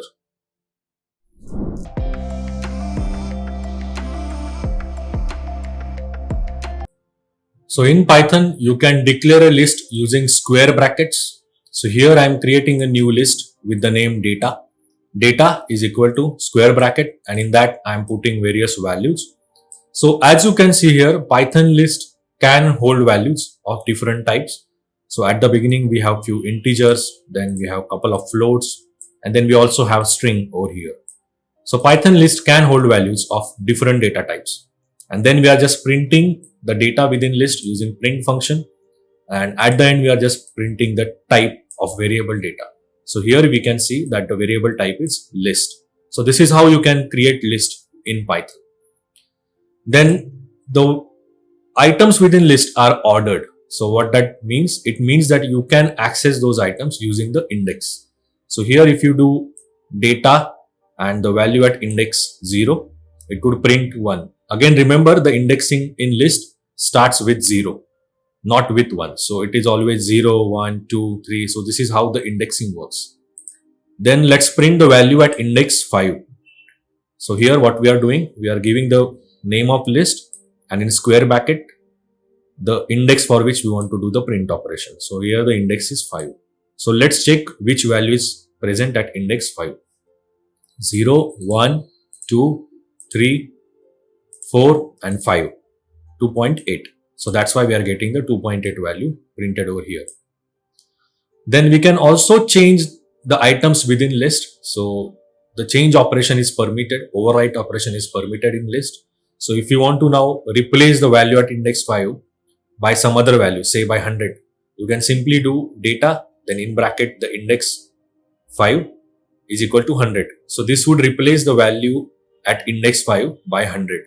So if we print the list, we can see here the replace operation is successful. Then lists can also hold duplicate values because there are some data structures in Python which do not hold duplicate values, but in list there is no such limitation. So if you can see here, we have multiple 4s in the same list. So list can hold duplicate values as well. So if you print this list, this is what we would get. Then we can also check the length of a string using len function. So len, then in brackets we can put the variable name. So here in this case it is data. So that would tell the length of a list. So in this case the length is 10. Length is basically count of total number of elements within the list. So in total we have 10 elements in this list. That's why we are getting 10 over here.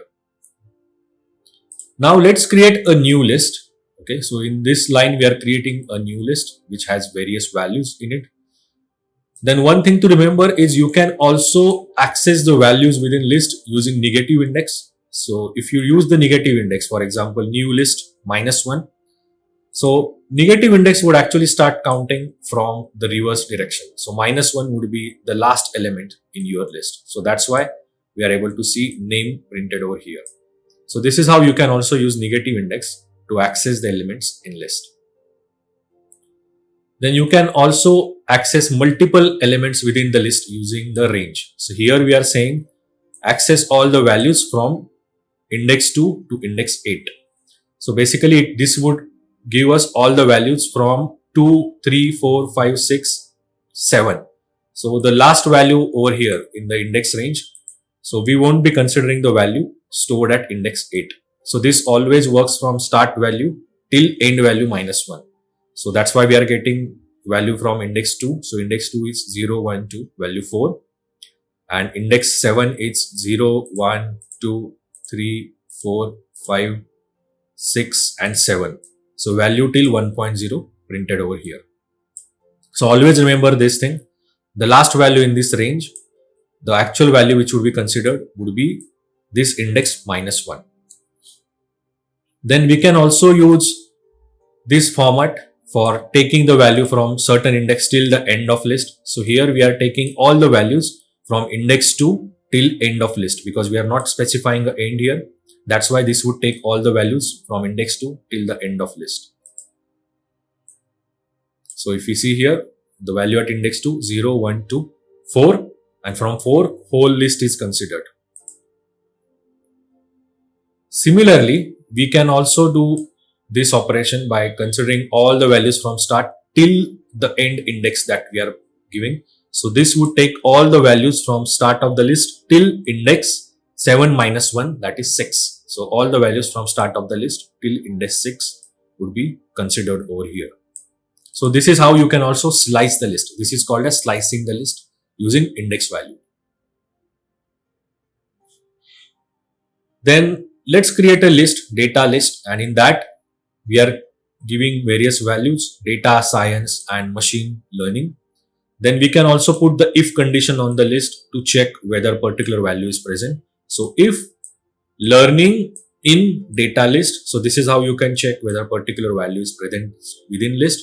So if learning is present, this condition would be true, and that's why the line after the if condition would get executed. So in this case, the line is found learning in the data list. So this is how you can also check whether particular word is present within the list, or particular value is present within the list.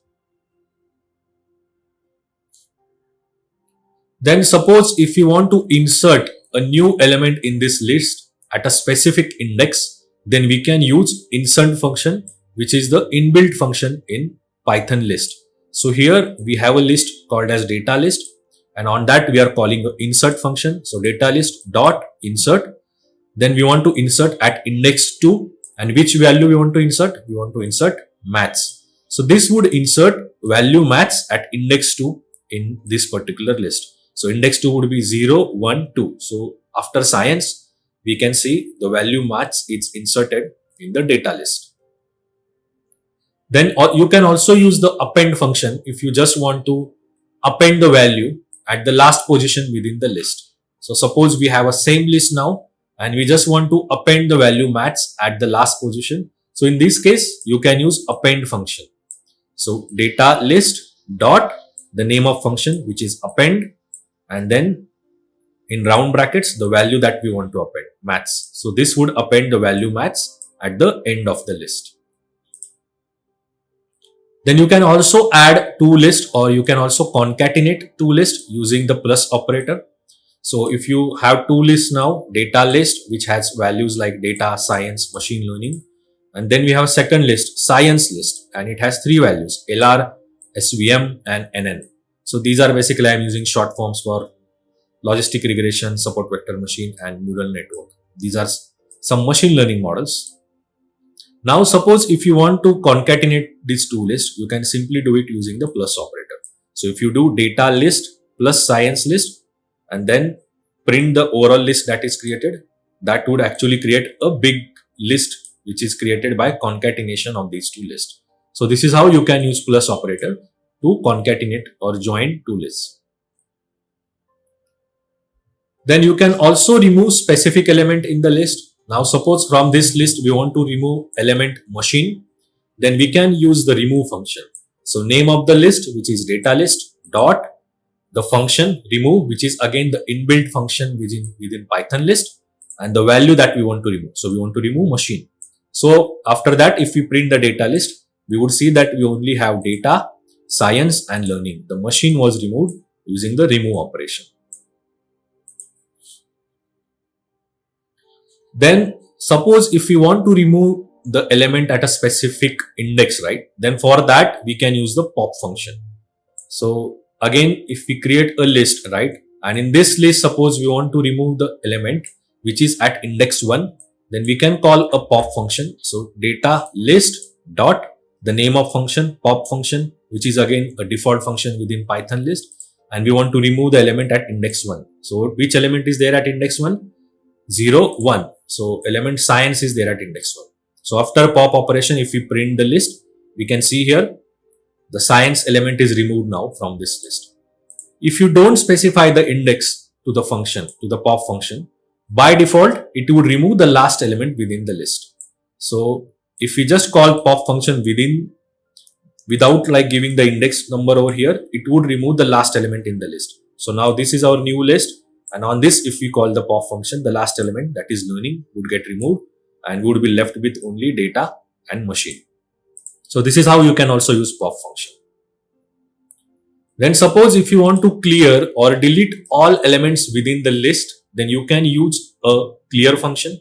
So this is our list, and on that if you call a clear function, data list dot and then clear.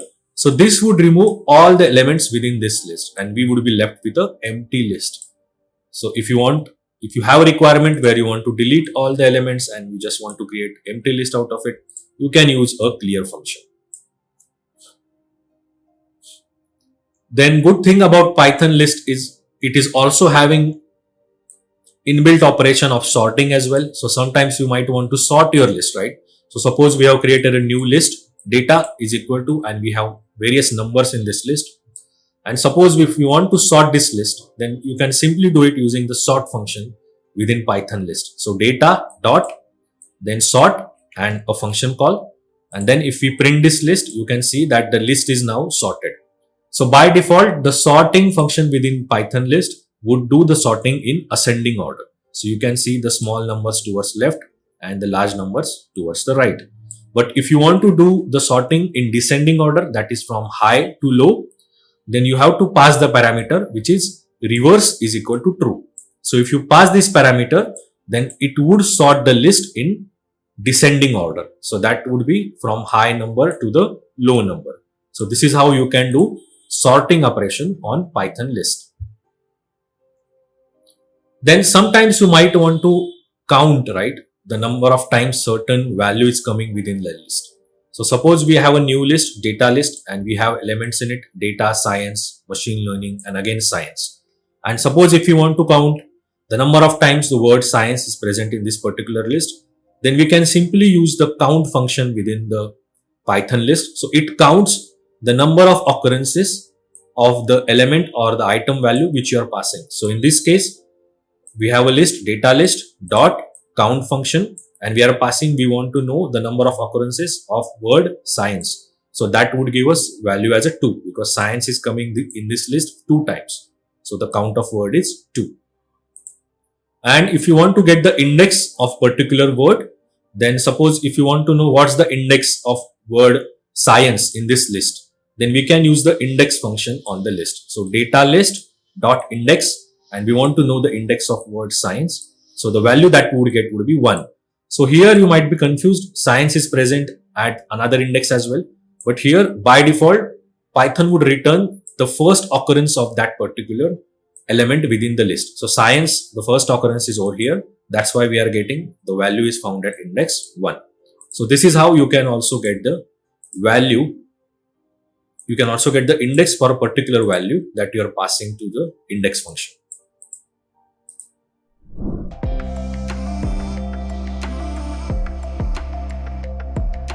So our first question is, write a Python program to find second largest number in a list. So this is the list we have, and we have to write a program to find second largest number.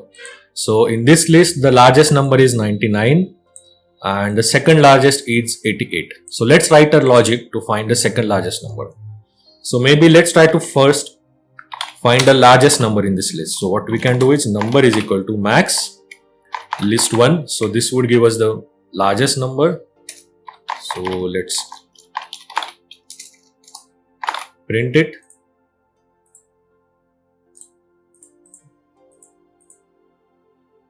So number is 99 that we are getting. Now we have to find the second largest number. So let's create a new list, list 2. And in that list, what we would do is we would consider only those numbers which are less than the largest number, that is 99. So for Z in list 1, so let's take Z for Z in list 1. If Z is less than number, and then print list 2. So if you see here, now we have created a new list, and in that new list we have taken all the elements except the largest element in the previous list. Now if we try to find the maximum element in this new list, that would be the second largest element in our original list. So let's do this, print. So if we run this, you would get 88, and 88 is the second largest element in our original list. So this is how we are able to solve the first question. Now let's move on to the second question. Now the second question that we have is, write a Python program to drop duplicate elements from list. So this is the list we have.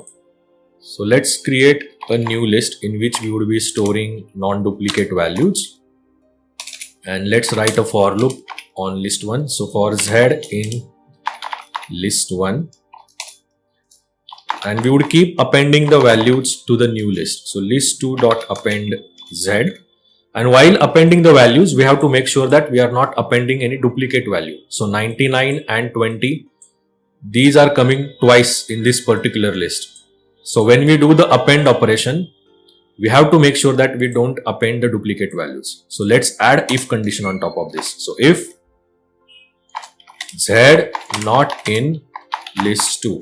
So we would do this append operation only if that particular number is not present in list 2. And then at the end, let's print the new list, print list2. Now let's run this. Okay, semicolon is missing, the colon value. Let's run again. So if you say this now, in the original list we had 99 and 20 which was occurring twice, but using this logic we are able to drop the values, and the new list that we have created is having only unique values. So we have solved the second question as well. Now let's move on to the third question, which is a bit tricky. Now the third question that we have is remove elements from list which are occurring 3 or more times consecutively, and we have to remove only the consecutive occurrences. So this is the list we have. Now in this list, number 5 is occurring 3 times consecutively. So we have to remove only these 3 consecutive occurrences of number 5 and not all the occurrences of number 5 in the list. Similarly, number 9 is occurring 4 times. So it is more than 3 times. So we should remove this. 10 is occurring 3 times. So it is occurring 3 times. We should remove this as well. Only the consecutive occurrences. Again, this 10 we shouldn't remove. So let's try to write a logic to solve this problem. So to remember which number is occurring consecutively, let's initiate a variable number and initiate it to none value. Then we also need a counter to count how many times the particular value is coming consecutively, right? To decide whether to drop it or not. So let's create that counter as well. And then the third thing that we need is let's create a new list in which we would be storing the values so that we end up with a list where we have removed these consecutive occurrences. Okay, so for z in list1, let's append the value to our list2, list2.append z.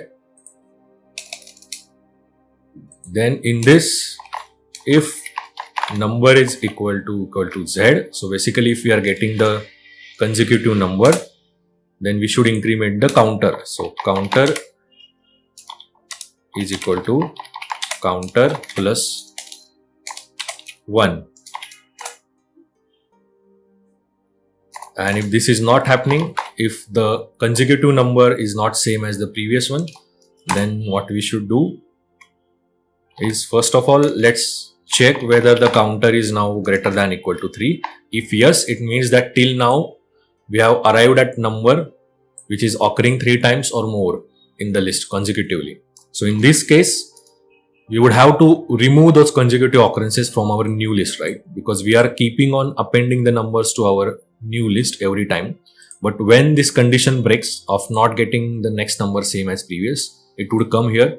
So here, first of all, we have to check whether we have some numbers now which are occurring consecutively, and let's remove it from our list2, the new list that we are creating. So here what we can do is list2 is equal to list. So we can use slicing from the list, list2, take all elements from the beginning till the length of list minus the counter and minus 1. So we have to add this minus 1 because when we, for example, arrive at this particular position at 6, right? So when we arrive at 6, the number equal to z won't be satisfied because the number this time 5 and 6 are not equal. So that time we would come over here. And when we are slicing the list at the end, we have to end up with a list which is 1, 1, 2 and then 6. So this is what we want. And in list 2 at this point of time, these numbers we would have. So first of all, we are removing these last 4 numbers, and then we have to add again this last number because 6 is not the consecutive occurrence because it's different from 5. So for that we have to do list2 minus 1.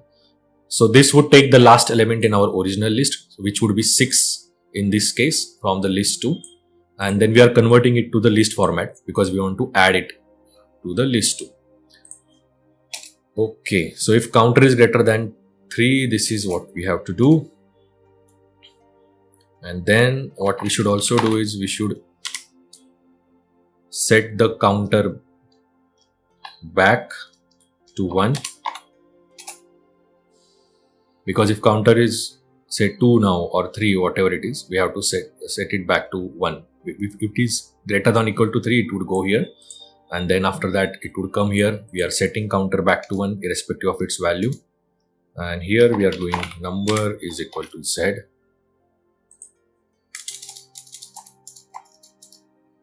Because every time we iterate over a loop, next time we have to set the number equal to the current number in the list, and that is why we are able to do this comparison over here. Now let's try to run this and just see what we get. Okay.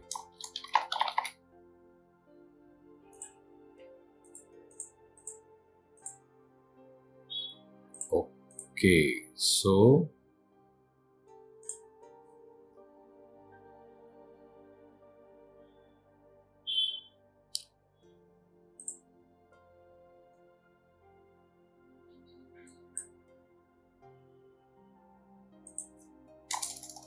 let's do this.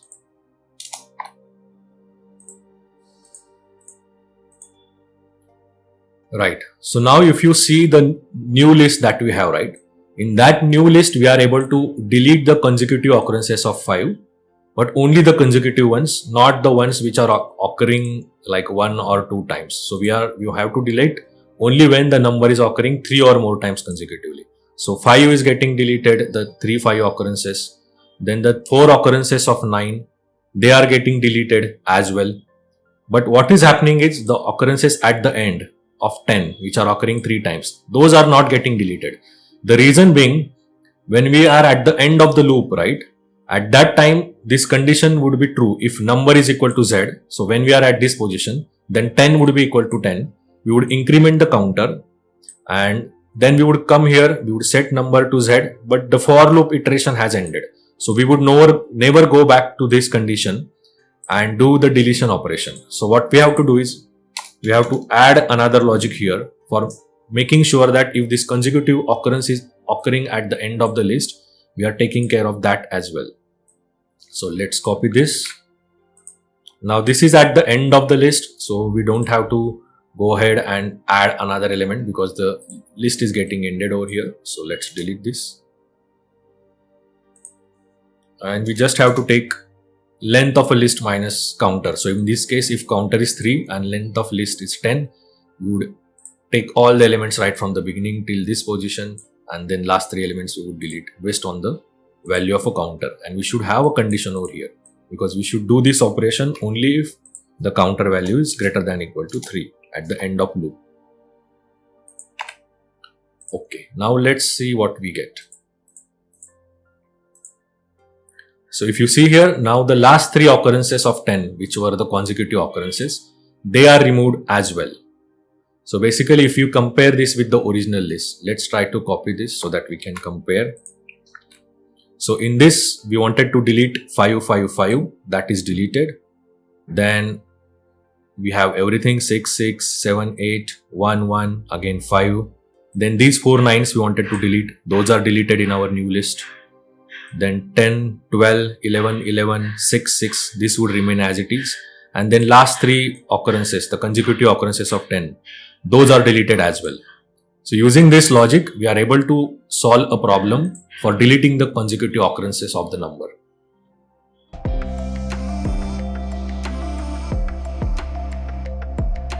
Tuple is a data structure in Python which is ordered and unchangeable.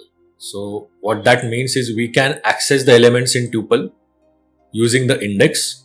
And if you can see here, if you want to declare a tuple, we have to use round brackets. So we are declaring a tuple, data tuple, and we are writing 4 elements in that, and we are declaring it using a round bracket. And then we are just printing the values in tuple and what kind of data type it has. So if you see here, we are able to print the tuple, and if we check the data type of variable data tuple, it is tuple because we are declaring it as a tuple data. Then tuple is an ordered data set or ordered data structure. So it means that we can access the values in tuple using the index. So at index 0 in this particular tuple, the value stored is data. So that's why we are able to access it using index.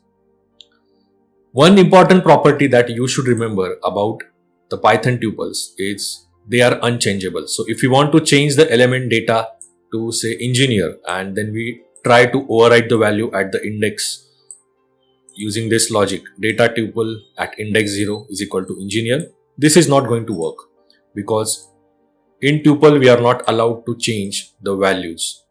So we were doing something like this in list, if you remember, but in tuple the values are unchangeable. We are not able to change the values once they are created.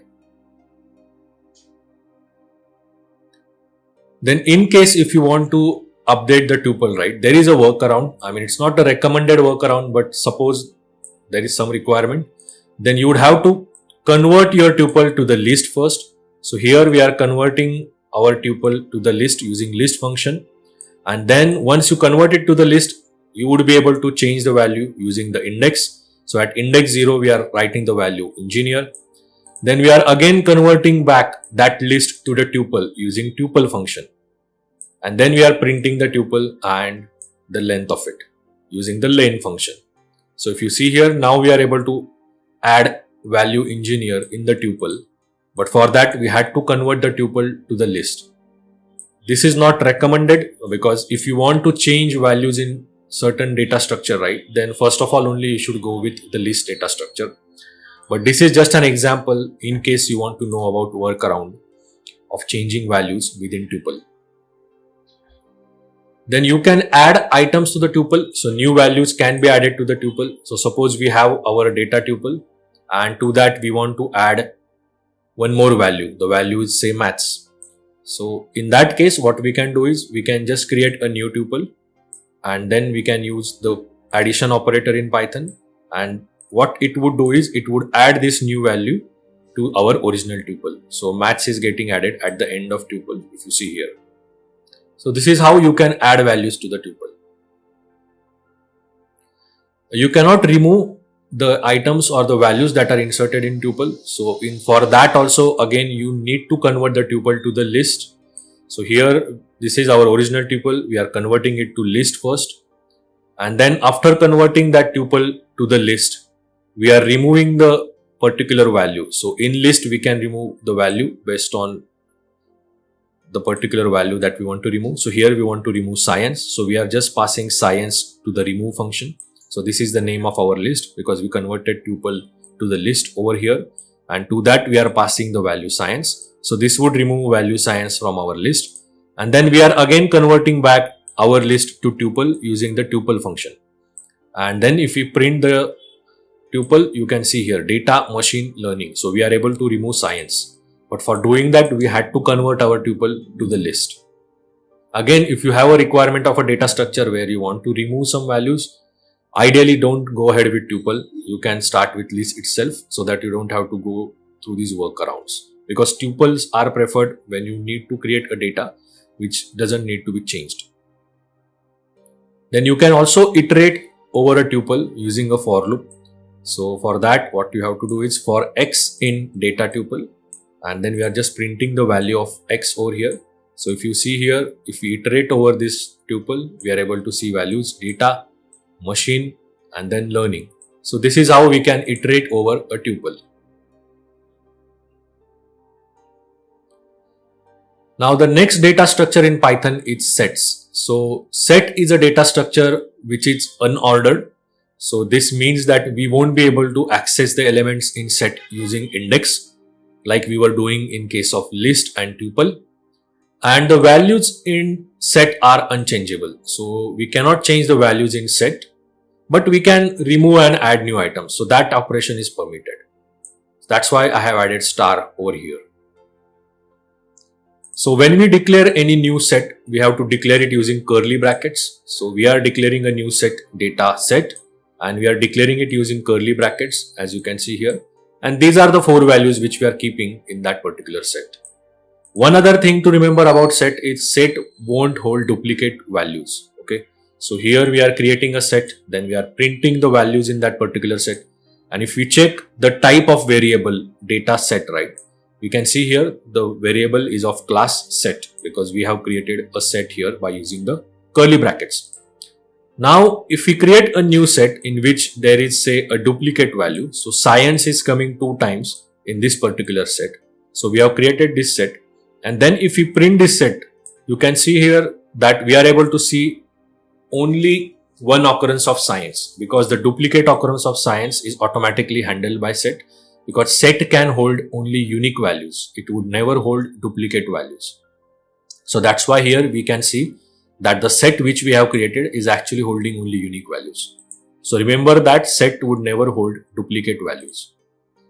Then as set is an unordered data structure, we would not be able to access the elements in set using index. So if we do data set and then value at index 0, this won't work because set is unordered data structure. So remember this as well. Then if you want to iterate over set, we can use a for loop for that. So what we are doing here, we are just writing a logic for value in data set print value. So we are just iterating over this set one by one. So if you see here, the values that are printed are science, machine, data and learning. So we are printing the values one by one from this particular set. Then we can also add items to the set. So suppose we have this set which has 4 items and to it we want to add new item. Then we can use add method, which is the default method implemented within the set data structure in Python. So this is the name of our variable, which is dataset. Then dot, the function name, which is add, and to it we are passing the value which needs to be added. So in this case it is maths. So after adding the value, if we print the set, we can see here the value maths is added in this data set. So as set is a unordered data structure, we cannot say at which position this value would get added in the set, because set is a unordered data structure. Then we can also add 2 sets. Suppose we have a first set over here and we have a second set which has 3 elements, and if you want to add these 2 sets, right, to create a new set which contains all the elements of these 2 sets, then we can use a update method. So dataset, the name of our set variable, dot, the function name, which is update, and to it we are passing the new set, machine set, which needs to be added. So if we print then the overall set, so this addition would occur into dataset, and then if we print the dataset variable, we can see here the new set that is created is having the elements from both the sets. Again, as set is unordered, we cannot define the way in which after this addition the order of the elements should be defined. So there is no defined order in set. That's why we see that the elements are kind of getting added together randomly. Then we can also remove particular item from set. So suppose we have declared a new set here, and from that we want to remove the value machine, right?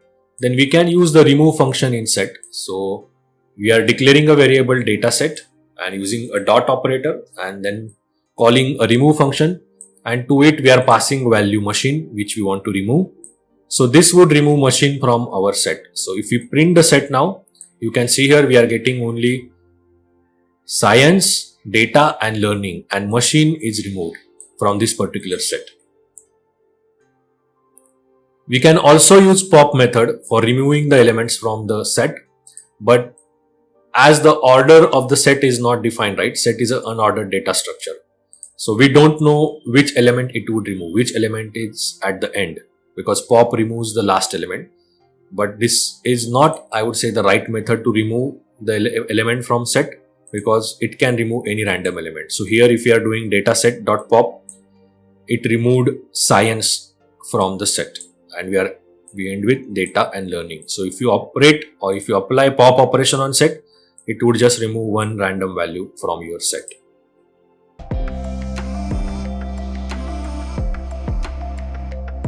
So our first question is, given 2 sets of integers, so these are the 2 sets which we have, write a Python function to find the common elements that are greater than 5.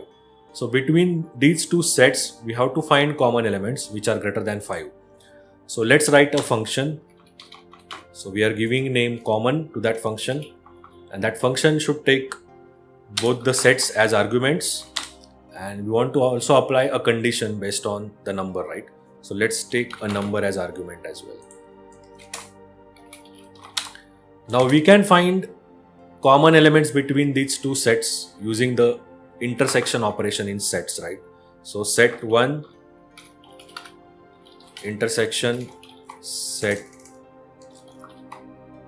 2. And on this, we want to apply a condition that the number should be greater than 5. So let's create a new set, and on our intersection operation, we are writing this condition, and here our number should be greater than our threshold. So basically this would select only those numbers in this new set where the number is greater than our threshold. Let's return the result and let's test this function. Okay, so let's pass number equal to 5. Right, so between these two sets we have how many common elements? We have 2, 5, 6 and then 8. So in total we have 4 common elements. Out of those, 6 and 8 are greater than 5. So we are able to get those numbers using the function which we have written. Right, so let's move on to the second question. Second question that we have is given two lists of integers. So we have these two lists. Write a Python function to create a new set which contains only unique numbers considering both the lists. Okay, so we want to create set in which we have only unique numbers from all these numbers. Okay, so let's do this. So let's write a function, say unique. It would take both the lists as argument, list 1, list 2, and result is equal to, we can apply set operation on both the lists and then do the union. So at the end the output would also be in the form of set.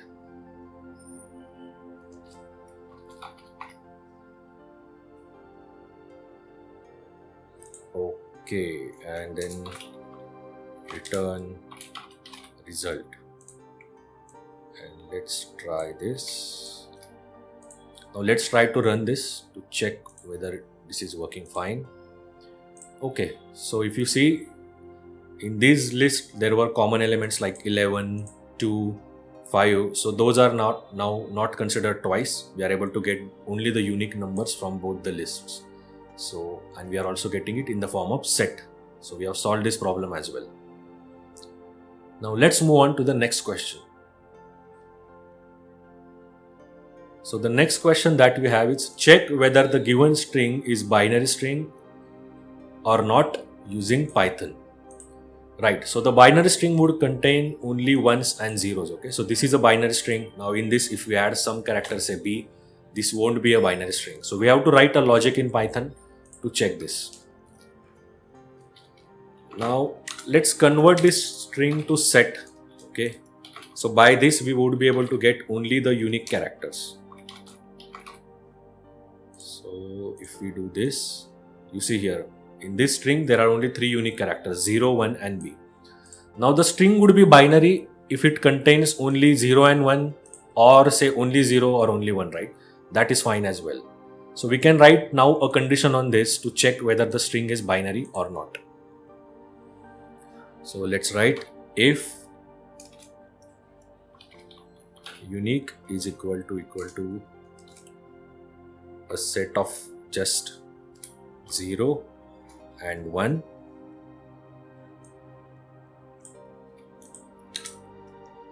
or say a set of just 0, or it can be set of just ones, right? All ones is also binary. Or this. Then we would print it's a binary string. Okay, and if not else, it's not a binary string. Now let's try to test this logic. Okay, so this is not a binary string because unique contains 0, 1 and B. Now if we remove B, this now becomes a set of just 0 and 1. So we should get answer binary string in this case. Right, so now we are getting it's a binary string. So now using set, we are able to solve this question to identify whether a string is binary string or not. Let's move on to our last question. So suppose we have a list which consists of tuples. We want to now create a new list from this which contains only the unique elements from all tuples.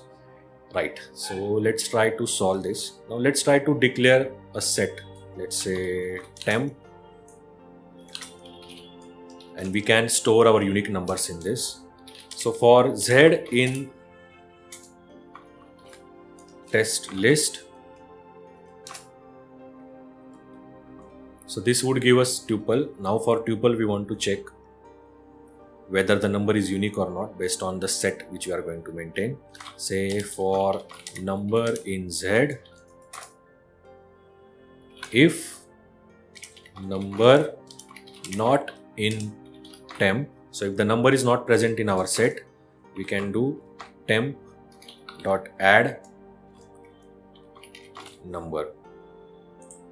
Okay, and then at the end let's print this. So let's try to test this logic. So what we are doing here is we are first iterating over a list. Then once we do that, every Z would contain a tuple. So we are iterating over a tuple, and then every number that we are getting, we are adding it to the set which we are maintaining, only if that number is not present in our set. So this is how we are getting this done. So at the end, we are converting the set to list because that's the requirement. We want to create a list. And now if you consider all these tuples, right, the unique numbers are 1, 4, 3, 5 and 7. So we are getting those numbers over here using the logic which we have written.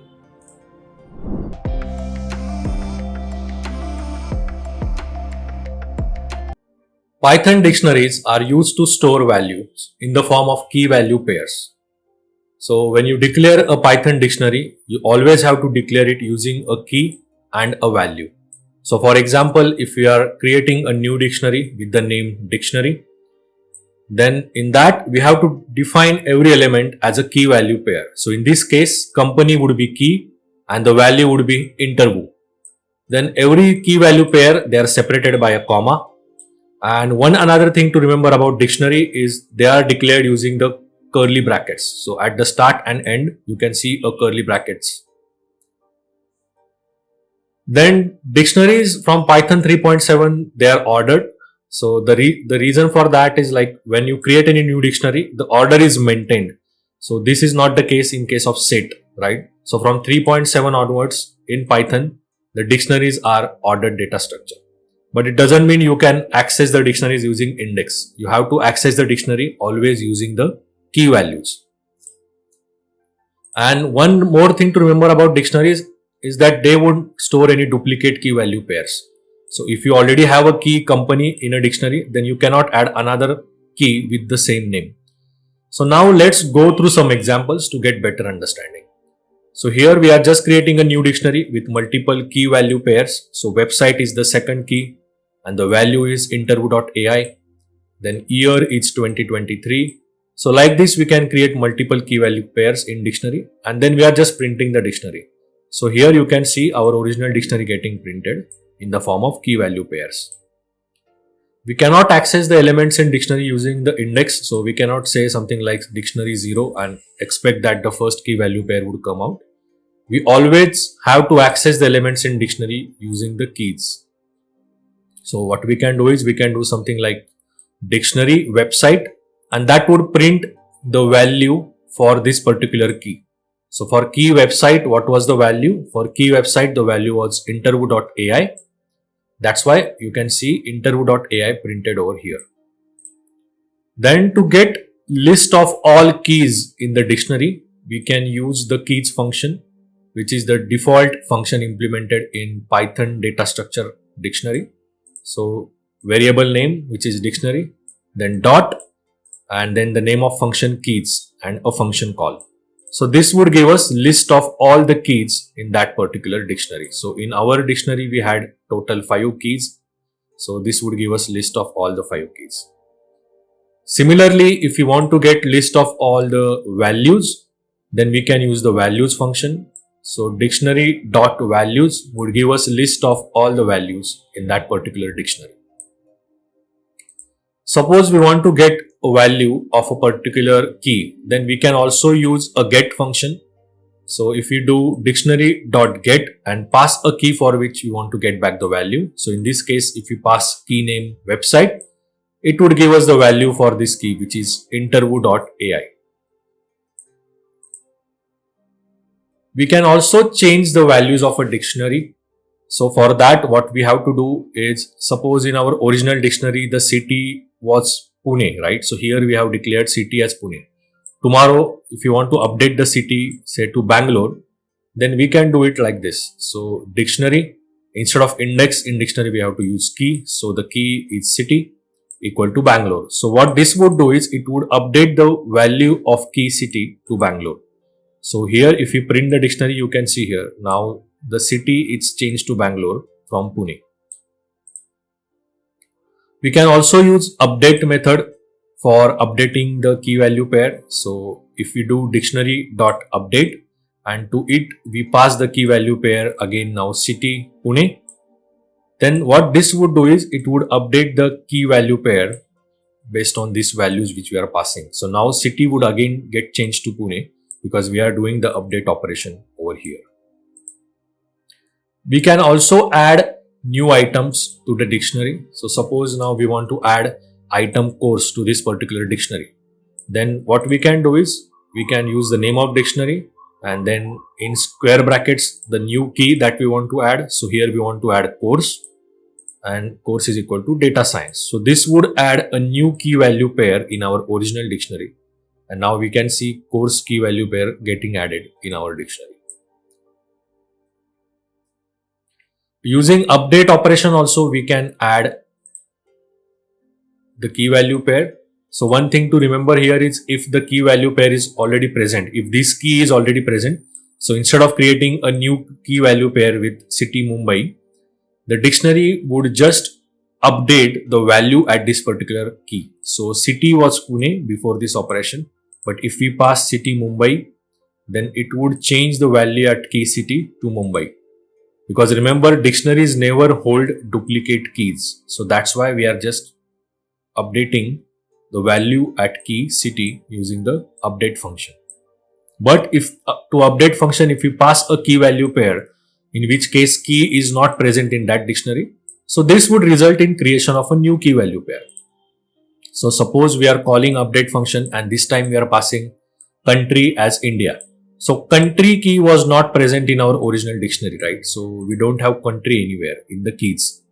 So this would add a new key value pair in our dictionary. So country India is getting added to our dictionary using the update method, because the key country was not present in dictionary.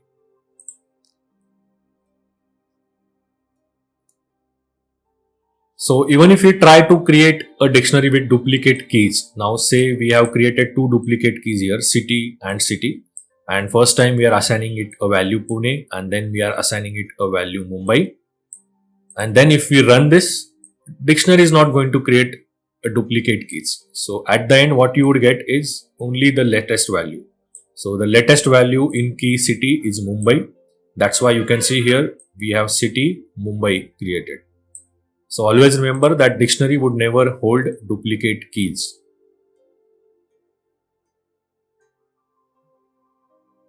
Then we can also delete specific key value pair from dictionary.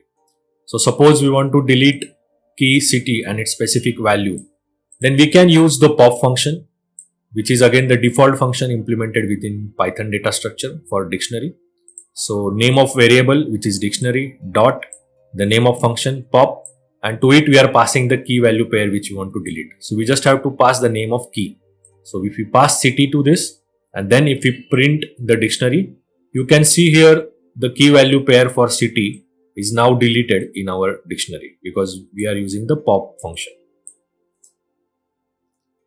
Then one thing to remember about dictionaries, which is bit different than other data structure, is the dictionaries are storing values in the form of key and value, right? So it's not just a single value at every position. So that's why when you iterate through dictionary or when you loop through dictionary, you can do it using the key value pairs. So here what we are doing is for k comma v in dictionary.items. So this would go through every key and value in dictionary. We are just printing the corresponding values that we are getting in variable k and v.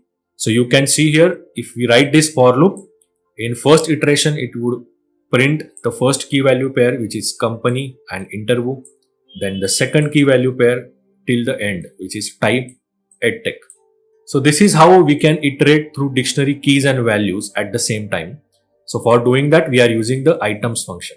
So name of a dictionary dot items and a function call. So if we do this, then we are able to get key value in variable k and we are able to get the value in variable v. So key in k and value in v. So this is how we can iterate and get both the values. Now sometimes you might want to iterate over a dictionary and you want to get just the keys. So in that case, you can use the keys function. So if you do for k in dictionary.keys, this would iterate over a dictionary and get only keys value for you. So in this, if you do print k, it would print all the keys one by one: company, website, year and type. So all the 4 keys, 1, 2, 3 and 4. Then you can also iterate over dictionary and just get values. So for that you have to use a values function. So for v in dictionary.values, so dictionary is name of our variable and values is the function that we are calling. So this would iterate over dictionary and get us only the values. So the 4 values in our dictionary would be printed one by one. Inttrvu, then Inttrvu.ai, 2023 and then edtech. So these are the 4 values which are printed. So remember how you can iterate over the dictionaries, because in interviews you might get some questions over the dictionary, and that time you should remember how you can iterate over a dictionary, because iterating over a dictionary is a bit different as compared to other 3 data structures.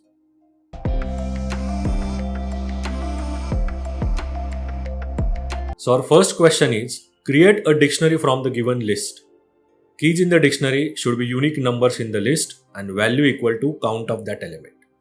So we have to create a dictionary where key would be the unique numbers in the list and the value would be the count of that element in that particular list. So let's try to solve this question now.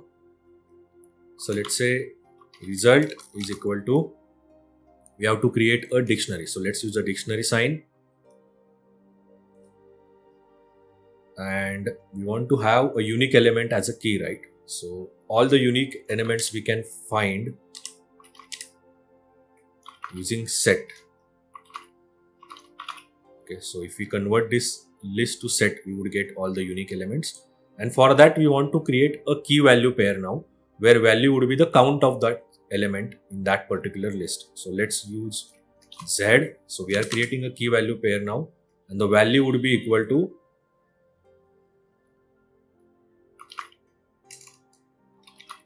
count of that particular element in the list. So elements dot count. So we would use the count function, and which one we want to count?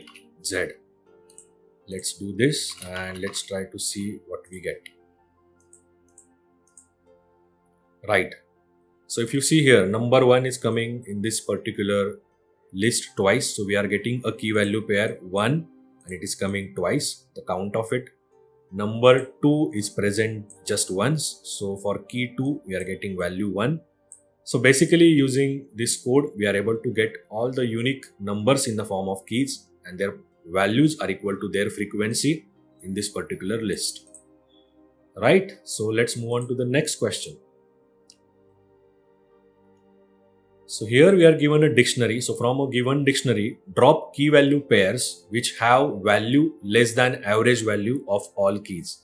So wherever we have a key value pair where the value is less than average value of all keys, we want to drop that pair.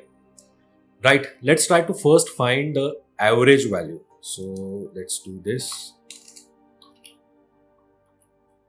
Average is equal to, first of all, we want to find sum of all the values. So we can do that using sum function, grocery.values. And we want to divide it by the length of dictionary. So that would give us the average value. And let's print that average value first.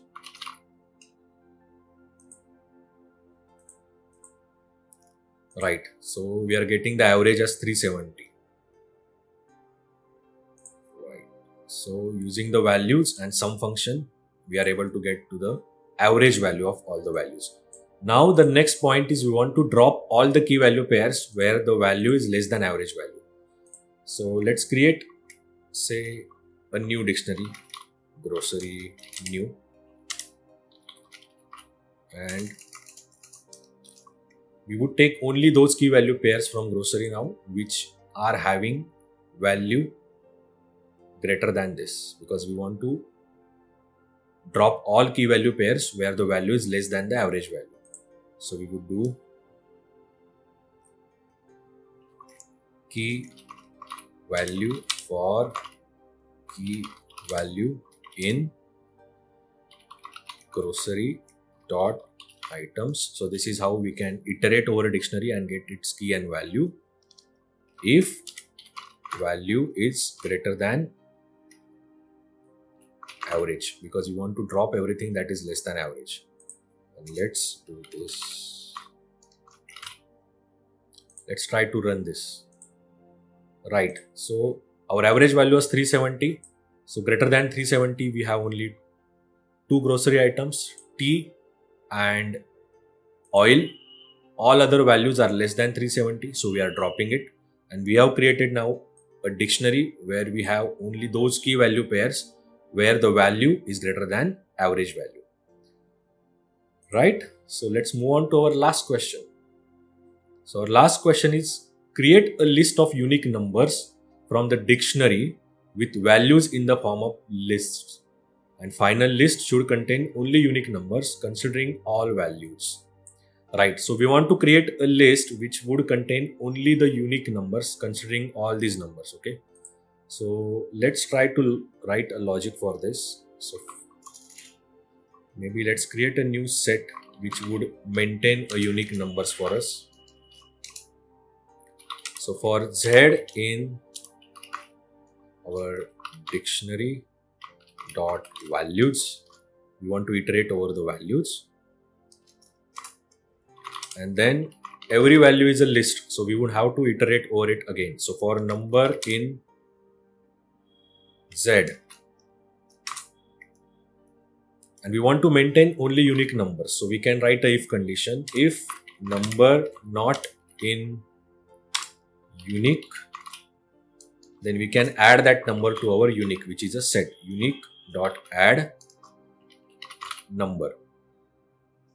So what we are doing is we are iterating over all the values, then all the values are in the form of list, so we have to iterate over the list again, and then we are just checking whether that number is present in our set or not. If not present, then we are adding that number to our set. So let's run this, and now we can do print, and we want to create output in the form of list, so we can use the list operator, list, to convert the set to the list. Now if we check all these lists, right, the unique numbers are 1, 2, 5, then we have 6, 7, 8, 10, 11, 12. So we are able to create a list now which contains only the unique numbers from all these lists that we have in a dictionary.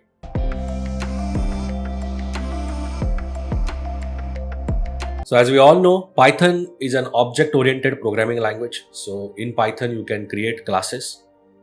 To create a class in Python, you would have to use keyword class and followed by a class name.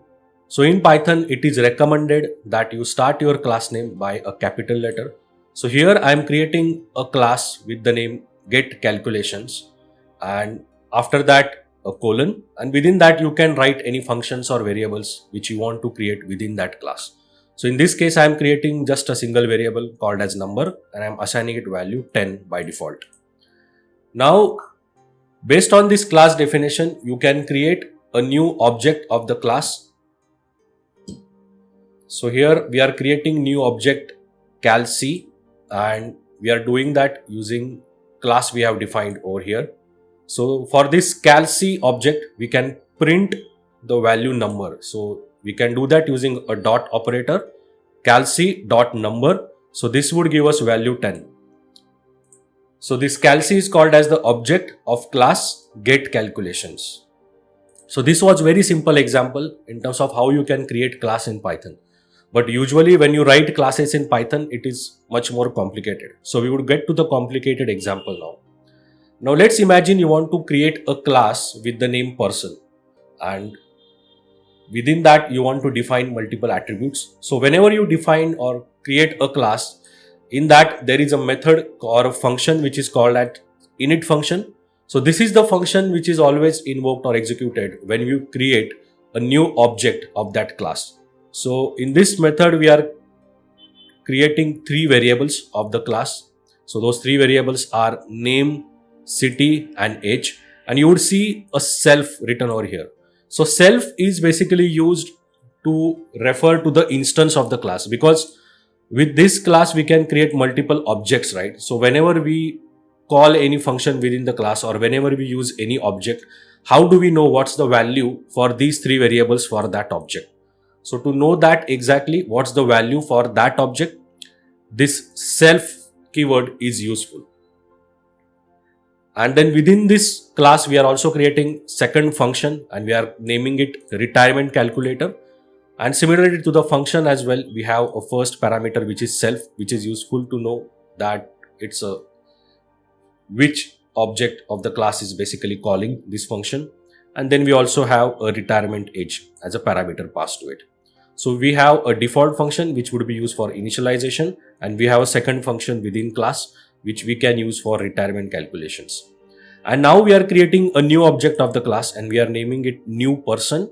And to create a new object of the class, we have to just invoke the class person, and to it we have to pass three parameters which we need in our init method. So we need name, city and current age. So we are passing name as Takshak, city as Pune and current age as 25. So once you do this, you would be able to know for this object what's the value set within the class.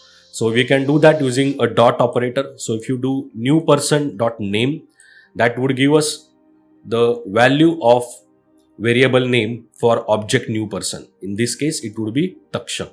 Similarly, the value of variable city for object new person can be found using new person dot city, which would be Pune. So basically you have to use dot operator for referring any variable for that particular object. So when we use many functions within Python, right, you would see this dot operator getting used a lot. So that clearly tells that basically this dot operator is useful in invoking or getting any variable name or function name within the class.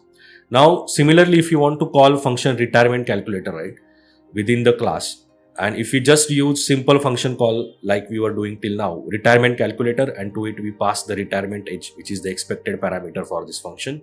Say we pass retirement age as 58. And if we run this code, this won't run, because the error that we would get is name retirement calculator is not defined, because we cannot call function within the class without using the object. So we have to always use the object for calling function within the class. So we have an object new person that we created, right? So we can use that object new person to call the function. So again, we have to use a dot operator. So new person dot and then the function name retirement calculator, and to it we are passing the value retirement age as 58. And then basically it would go there and do its calculation. So the calculation it is doing is retirement age minus self dot age. So what is self dot age here?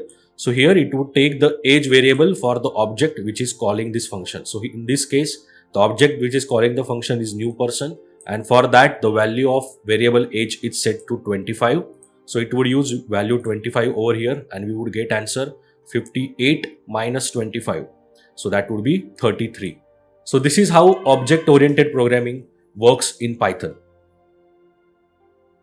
Now we also have option to create private variables and methods using double underscore in Python. So sometimes you might need this as well.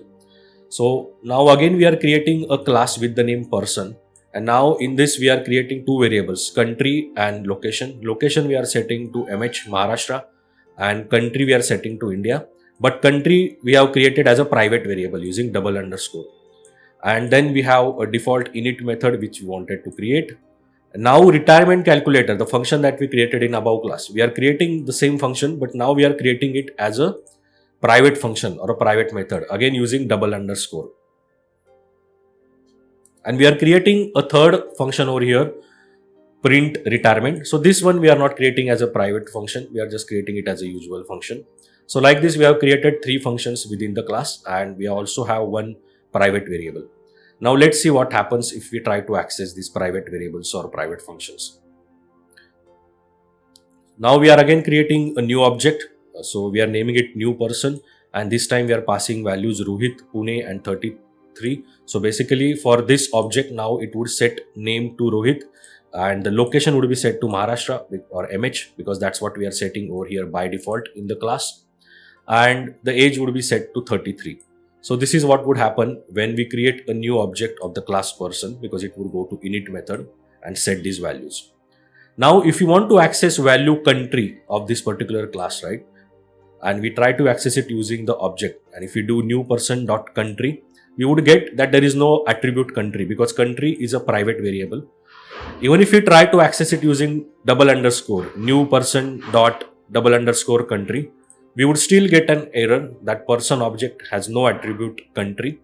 The reason for that is country is a private variable, and you cannot access private variables outside class. You can access private variables only within the class. So we can access private variable country within the function which is like defined within the class. So we can access it here, but we cannot access it outside the class. Same logic is applicable to the private functions as well. We cannot access private functions outside the class. We can access them or call them only within the class, like we are calling them over here, retirement age. So if we try to call function retirement calculator, okay, and using the object that we have created, we would get the error that retirement calculator is not present basically in that particular class. The reason for that is retirement calculator is a private function and it cannot be called outside the class. So to use this function which we have defined, or this logic which we have defined, we have to use it within class only, which we are doing over here. So we can call function print retirement, right, because it is not declared as a private function. So using print retirement function, so what we are doing is new person, the object of the class, dot operator, and the function name print retirement, and to it we are passing the retirement age 58. And if it would come here, so retirement age would be 58. So it would pass retirement age 58 to this retirement calculator, and that would return us the value, the number of years to retire, and that returned value we would return it using the function that we have written. So if we have age equal to 33, which is in this case, right, and the retirement age as 58, we would get the difference between 2 as 25. So like this, we can access private variables and classes, private variables and functions, but that is possible only within the class. We cannot access private variables and private functions outside the class.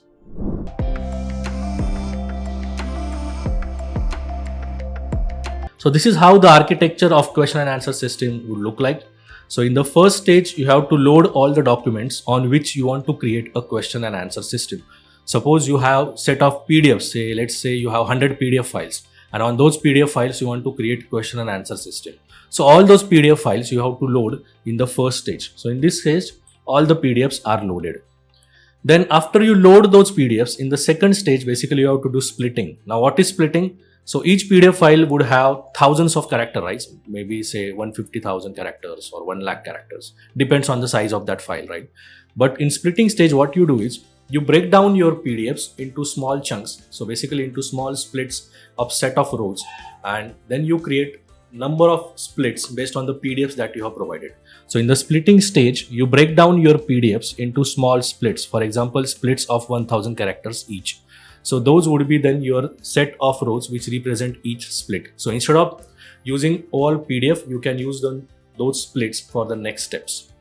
So once you create those splits, the next step is converting those splits into embeddings and storing those into a vector store.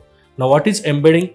So if you look at any machine learning system, it won't be able to understand text on its own. So it always converts that text into a numerical format and it understands the numbers. So in the embeddings, what happens is the splits which we have created, we convert those splits into a numerical format. So suppose we have created 5000 splits, then we would create embeddings for those 5000 splits, and those 5000 would become our vector representation of each split. And those 5000 embeddings then we would be storing in a vector store. Then once we do that, the next step is creating a retrieval system. So what happens in this case is whenever we ask any question to our system, what it would do is it would first convert our question as well into embedding, and then it would compare the embedding of a question with all embeddings that we have stored in a vector store, and then it would return us top similar embeddings, suppose top 5 similar embeddings based on our question. So that would be based on is it finding any data points or any text which is similar to the question in those splits which we have created. So those relevant splits or relevant embeddings are written, and in the next stage what happens is this question and the relevant splits, it's converted to a prompt to a large language model. So this is then converted to a prompt to large language model. So if we give question and relevant splits data to large language model in the form of prompt, it would return us answer. So basically if we tell that this is the question and these are my most relevant splits, can you give me answer for this question? It would be able to give answer to us using the large language model. So this is how overall question and answer system works. So this is the architecture of question and answer system. What we would do now is we would build this system using Python, using our own data. And I'm very sure that after you follow these guidelines, you would be able to build your own question and answer system as well on your own data. So what we would do is we would use the langchain framework for building our question and answer system. So in my Python code, what I'm doing is I'm importing all the modules and functions that we need from langchain framework at the top. So all the things that we need. So basically for loading the documents, creating a retrieval system, we are loading all those things from langchain framework. Then the first step, if you remember the architecture, is loading the PDF documents. Okay, so this is the first step. We want to load all the documents for which we want to create a question and answer system. So what I am doing is I am going to create question and answer system on 2 documents. So the first document is a technical report published by Google DeepMind. So it is a report related to a Gemini performance, so related to how Gemini works, different kinds of models in Gemini and its performance on various benchmarks. So that technical report I'm going to use as the first set of document. And the second PDF that I'm using is related to the large vision models. So this is again a research paper published related to large vision models, which can be built on image and video data. So this is the second research paper that we are using. So we are building question and answer system on these 2 PDFs. Obviously, if you want to build your own question and answer system on your own data, you can use those PDFs as well. So the first step that we would do is we would load those PDFs using the directory loader function from langchain. So this is the path where my PDFs are stored. So you can also give your path where your PDFs are stored, and in that path you can keep the PDFs on which you are going to create a question and answer system. So when you do this directory loading operation, you might get an issues with respect to the package unavailability. So you have to install the unstructured PDF package for this, and you would also have to update the environment variable. So when you do the package installation, you will get proper warning. So make sure that you do those steps, because only then this code is going to work. So in the first step, we have now loaded the PDFs on which we want to create a question and answer system. Now the second step is splitting those PDF documents into chunks or splits. This is what we would do in the second step. So for that, we are going to use character text splitter from langchain. And to character text splitter, we are saying that use separator new line. Then the chunk size that we are saying is 1000 characters. So create chunks which would be of 1000 characters. And we are saying that also allow overlap of 200 characters. So this is how we are defining a character text splitter. So if we run this code, it would be able to split our data into chunks. So let's run this. Okay, so you can see here it has converted data into chunks, and some of the chunks are having size greater than 1000 as well. Now why this happens? So basically character text splitter is designed in such a way that it is going to create those splits where the row is not going to get broken in between. So suppose in first 1000 character, it considered the 8 rows, right? And there is a 9th row as well, which is part of the 1000 characters. So instead of breaking that row, it would consider that 9th row or 9th sentence completely. And even if that increases the size of chunk or decreases the size of chunk with respect to recommended value of 1000, it doesn't care about that. The main focus it has is let's not break the sentences into different chunks, because if you do that, that might not be an optimized way in converting your chunks into embeddings. So basically that's why we would get chunks which might not be exactly of size 1000. So now in this text, we would be having chunks. So in text, we have 272 splits which we have created. So let's try to see if we have data in that. So let me open this. So this is our first split. So it is of size 979 characters, and this is the data it has.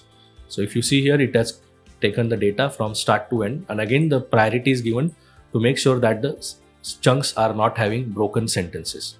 What is our second split that we have? So let's check this. So this is the second split that we have, and its size is 826 characters. If we open it, this is the data basically. So if you see this, again it is ending at the end of sentence. So even if that reduces the chunk size, it is not caring about that. The priority is given to creating chunks where the complete sentence is present in chunks and it's not getting broken. So this is how now we have converted our data into splits. So we have created 272 splits from the 2 PDFs which we have loaded. Now the next step is we have to convert those splits into embeddings. So the next step is converting those splits into embeddings. So for that, what we would do is, first of all, we would get our OpenAI API key. So this OpenAI API key you would get by creating your own account on OpenAI API website. So there you have to create your own account, provide your credit card details, and there you would get your API key. So what I have done is I have stored my API key as an environment variable, and that's why I'm able to load that using the OS environment get function. So I'm loading my environment variable into a OpenAI API key. And then we are using the OpenAI embeddings functions from langchain. This would be useful for us for converting our splits into the embeddings. Then for creating a vector database, we are using FAISS package. So this package is basically created by Facebook. It is called as Facebook AI Similarity Search. So it is created for developers only. So this is the optimized way for doing similar embedding search. Because if you remember the architecture, right, for any question that we are going to get, we want to search the similar embeddings from the splits that we have, right? So for that operation, this package would be useful. So we are creating a vector database using that package, and to it we are passing our splits and the embedding objects that we have created over here using OpenAI embeddings. And then we are defining the large language model again using OpenAI, and to it we are passing our OpenAI API key, because these models won't work without a API key because they have to charge you based on your usage, right? That's why you need to provide the correct API key. So in this stage, basically what we have done is we have converted our splits into embeddings, and now the next stage is creating a retrieval QA system. So what we do here is we define a retrieval QA system again based on the langchain module, and to it we pass the large language model which we have initiated over here. Then we define chain type at stuff. Now what is chain type at stuff? So basically what this system would do is whenever we ask any question to this system, it would first convert that question into embeddings, and then it would return similar embeddings by comparing the embedding of a question with embedding of the splits that we have. And once it gets those similar embeddings, it converts our question and the similar splits into prompt. So that is converted to a prompt for large language model. So prompt like, this is my question. These are the similar splits I'm getting based on the data. Can you answer that question using those splits? And that prompt is given to the large language model, which would return us the answer. So whole that thing happens in the retrieval QA system. Now our question and answer system is ready. We can ask it questions. So before we do that, let me run this code.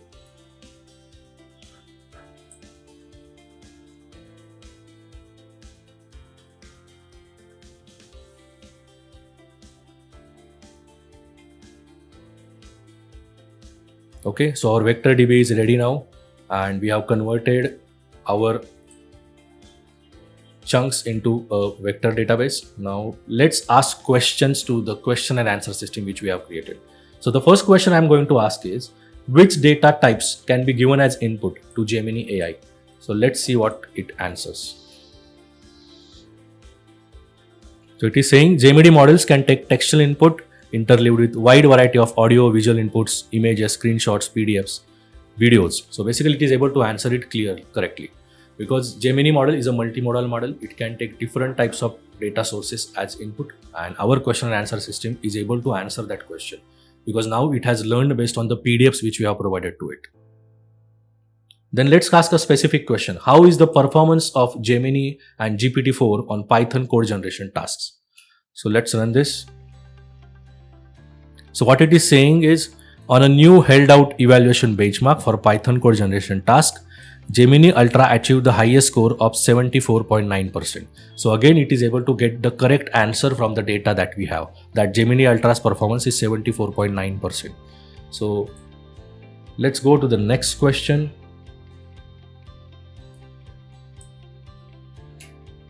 Next question is, how is the performance of Gemini Nano as compared to Gemini Ultra on MMLU benchmark? So it is saying that Gemini Nano has not been evaluated on the MMLU benchmark. Again, if you see the technical report or the research paper of Google DeepMind, you won't see the evaluation of Gemini Nano on the MMLU benchmark. So our question and answer system is able to understand that and able to answer the question correctly. Now let's ask some questions related to our second research paper, which was related to the large vision models. So the first question I'm going to ask is, what is video sequence? So it is saying video sequence is a natural form of visual sentence that is created by sourcing video data from wide range of existing datasets, and visual sentences of 16 frames are formed by randomly sampling the videos at 3 different strides. So again, it is able to refer to the PDF which we have given and correctly answer the question. Let's ask some tricky question. Can you teach me large vision model? Let's ask it to our question and answer system. So it is saying, no, I'm sorry, I can't teach you large vision model. It is giving us information about what is large vision model, and at the end it is saying you can read more about it in the paper introducing it from UC Berkeley and Johns Hopkins University. So it is saying that I won't be able to teach you LVM, but you can read the material which I am suggesting to learn about LVM. So this is how we have successfully created a question and answer system which is giving correct answers on the PDFs which we have provided. Now if you have any other data set on which you want to create question and answer system, you just have to replace your PDFs at the top. So here the path we are providing, right, from where we want to load the PDFs. So at this path you just have to keep your PDFs, and this question and answer system would work on your data as well, and you would be able to create your own question and answer system.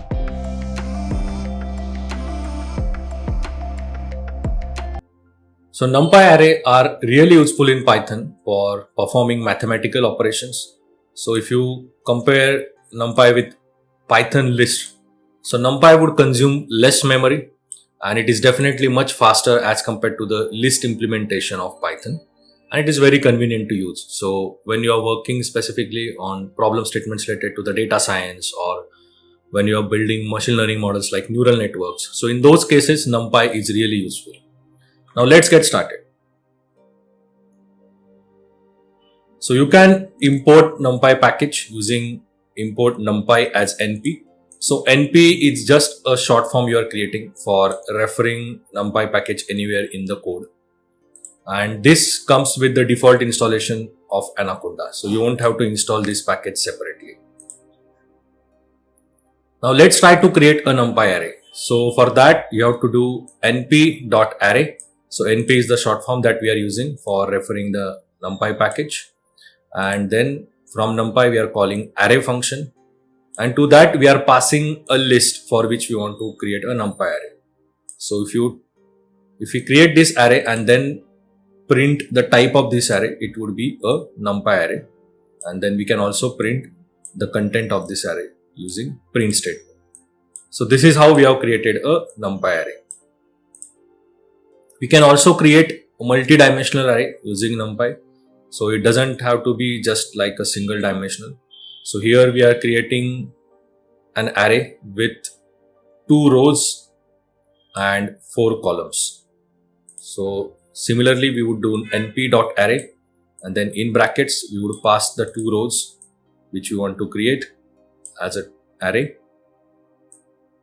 and then we are just printing the shape over here. So if you see here, the shape is 2 by 4. So you can use the shape functionality within NumPy to know the shape of your array. So array is the name of variable, dot, and then shape. So this would tell us the shape of this array. So in this case it is 2 by 4. NumPy array is really useful for the matrix operations. So you can even create matrices using the NumPy array. So here what we are doing is we are creating a 3 by 4 matrix using NumPy array. So same way like we did in the previous example, we are giving it example of 3 rows and 4 columns, and then if you print the shape of the array which is getting created you would be able to see this. We can also print the content of an array using print command. So print array. So that would give us the content of the array. So you can see this.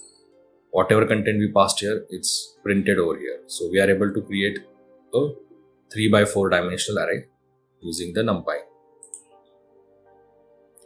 We can access the contents within array using the index. So if you pass just a single number, then it is going to access the row. So in this case, if you do array 2, then it would print the third row because the indexing starts from 0. So if you come here 0, 1 and 2. So that's why if you do array in square bracket 2, it is printing the third row in that particular array. You can also do indexing by giving the position of row as well as column. So here if you do array 2, 1, that would take third row and second column.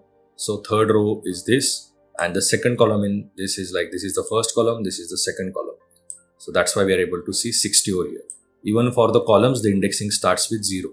That's why for column 1, we are able to get value 60 and we are not getting 50 over here. So remember this indexing in array.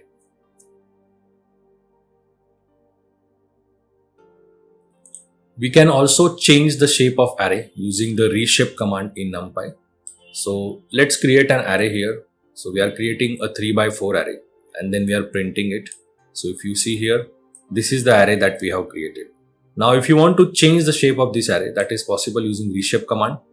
So we are just calling a reshape function on top of this array and we are passing it the size we want after reshape. So we are saying that now reshape this array to size 4 rows and 3 columns. And then after that, if we print the reshaped array, you can see that we are getting now a new array which is having 4 rows and 3 columns. So this is how you can also use reshape command to change the dimension of your array. So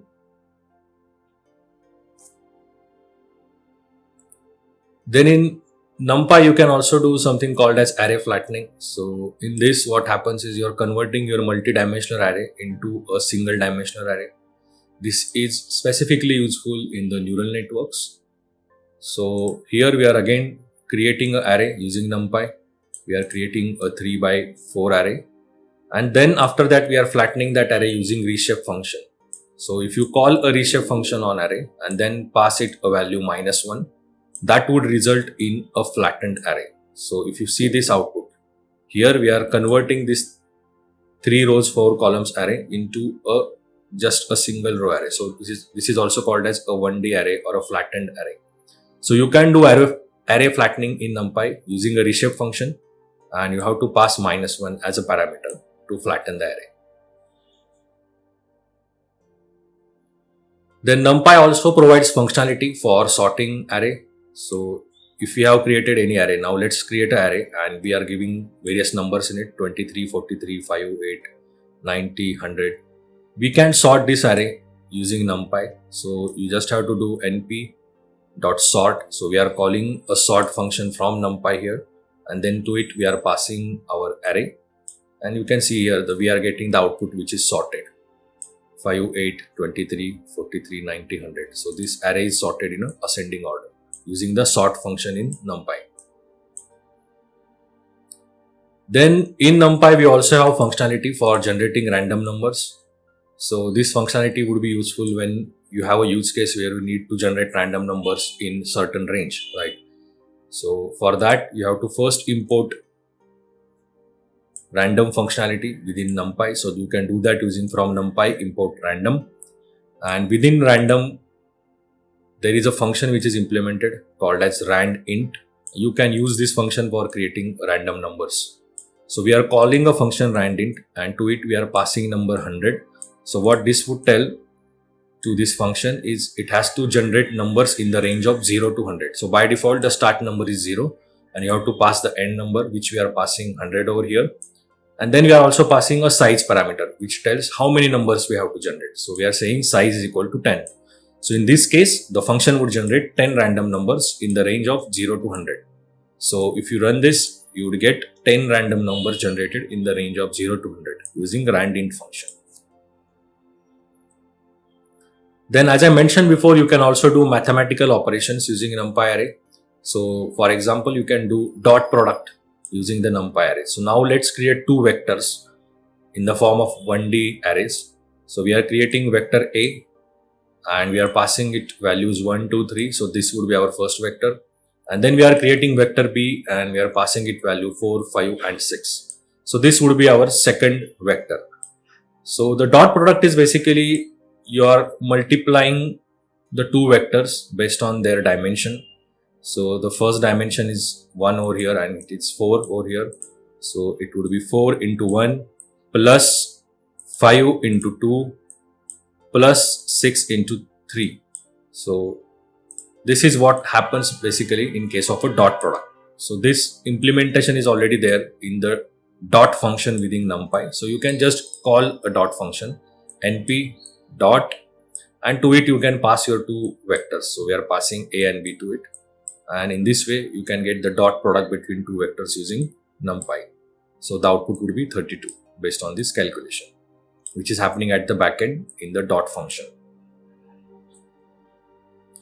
Then you can also do transpose, the matrix transpose operation using NumPy. So here again we are creating an array, or you can call it as a matrix using NumPy, and then we are transposing it. So transpose is the operation where rows get converted to columns and columns gets converted to rows. So this is the variable in which we are creating this matrix. So on this variable, if you call a function transpose, so array dot transpose, then you would be able to convert this array or transpose this array using NumPy. So this is our original matrix, which is having 3 rows and 4 columns, and now we are transposing it to 4 rows and 3 columns matrix. And after transpose operation, every row would be converted to column. So our first row is 1, 2, 3, 4. It got converted to column over here, 1, 2, 3, 4. Then the second row 5, 6, 7, 8. Again it got converted to second column, 5, 6, 7, 8. So this is called as a transpose operation, and we can do this transpose operation using NumPy.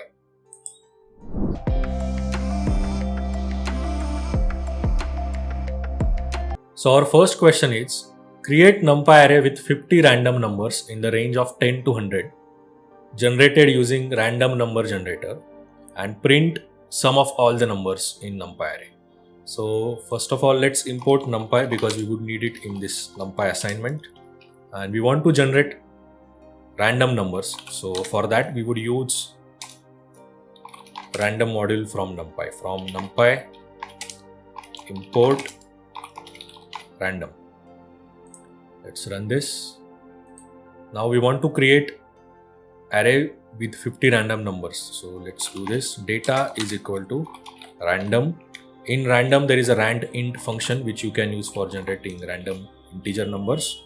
So in the range of 10 to 100, and how many numbers we want to create? 50. So size is equal to 50 and print data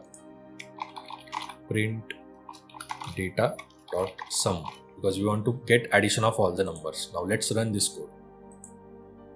So this has created array of 50 random numbers, and if we use sum function from NumPy, we would be able to get addition of all the numbers. So the sum that we are getting is 2669 of these 50 numbers. Okay, so we have successfully solved the first question. Let's move on to the next question. The next question is, create 3x3 matrix using NumPy array and write a Python code to print sum of all diagonal elements. And there are a couple of other questions in this as well. So we will go step by step. First of all, let's create a 3x3 matrix using NumPy array. So data np.array, and in that we want to create a matrix. So let's create list of lists. So 3x3. So 1, 2, 3. So we want 3 rows and 3 columns. So basically we want to pass 3 lists to it. Every list in this would become a row. So 4, 5, 6, comma, maybe say 8, 9, 10. You can give any numbers here.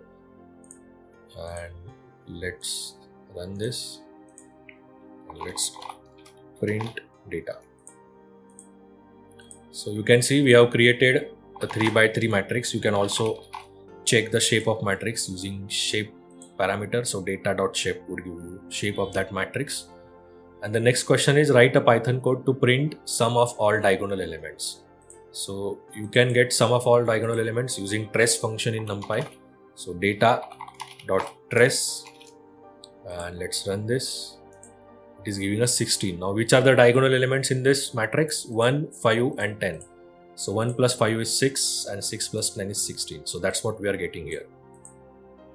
The next sub question is transpose this matrix and calculate sum of all elements in first row. Okay, so let's create a transpose matrix. Data T is equal to data dot transpose, and maybe let's print it. So now every row is converted to the column. So here 1, 2, 3 was first row. It is now the first column in the transpose matrix. So we are able to transpose the matrix that we had. And the next sub question is calculate sum of all elements in first row. So always remember in Numpy the indexing starts with 0. So we can access first row by giving index 0 and sum. So we want to get sum of all elements in first row. So that is 1 plus 4, 5, 5 plus 8, 13. So we are getting it over here. The last one is convert the transpose matrix into one-dimensional array. So this is a 3 by 3 matrix. So if you check its shape, data_t.shape, it's a 3 by 3 matrix and we want to convert it to one-dimensional array. So in Numpy we can do that using flatten function.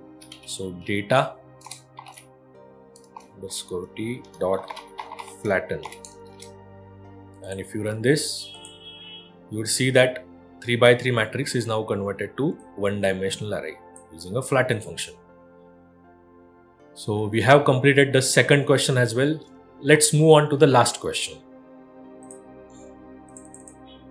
So the last question is create 2 by 3 matrix using Numpy array, and then the next step is create another 3 by 3 matrix using Numpy array. So 2 by 3 and then 3 by 2. So let's create those matrices.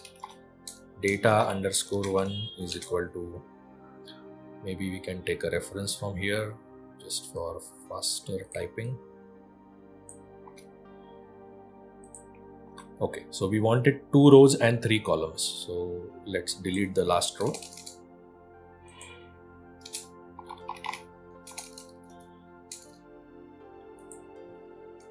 Okay.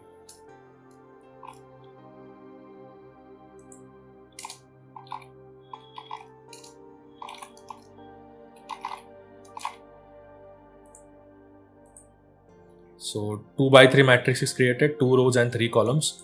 And the next one is we want to create 3 by 2 matrix. So it should have 3 rows and 2 columns. So basically we want just 2 columns. So let's do this, and third row maybe 9, 10. Okay, and let's create it in another variable data_2, and let's print this.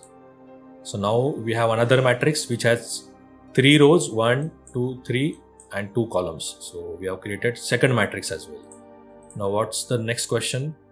Calculate sum of all elements based on matrix created by multiplying above 2 matrices. Okay, so we have to create a new matrix by multiplying these 2 matrices, and for that new matrix we want to add all the elements in that matrix.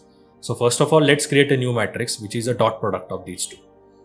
So let's say new is equal to np dot, so we can use a dot function in Numpy, and let's pass our 2 matrices to it, data_1, data_2, and let's print new.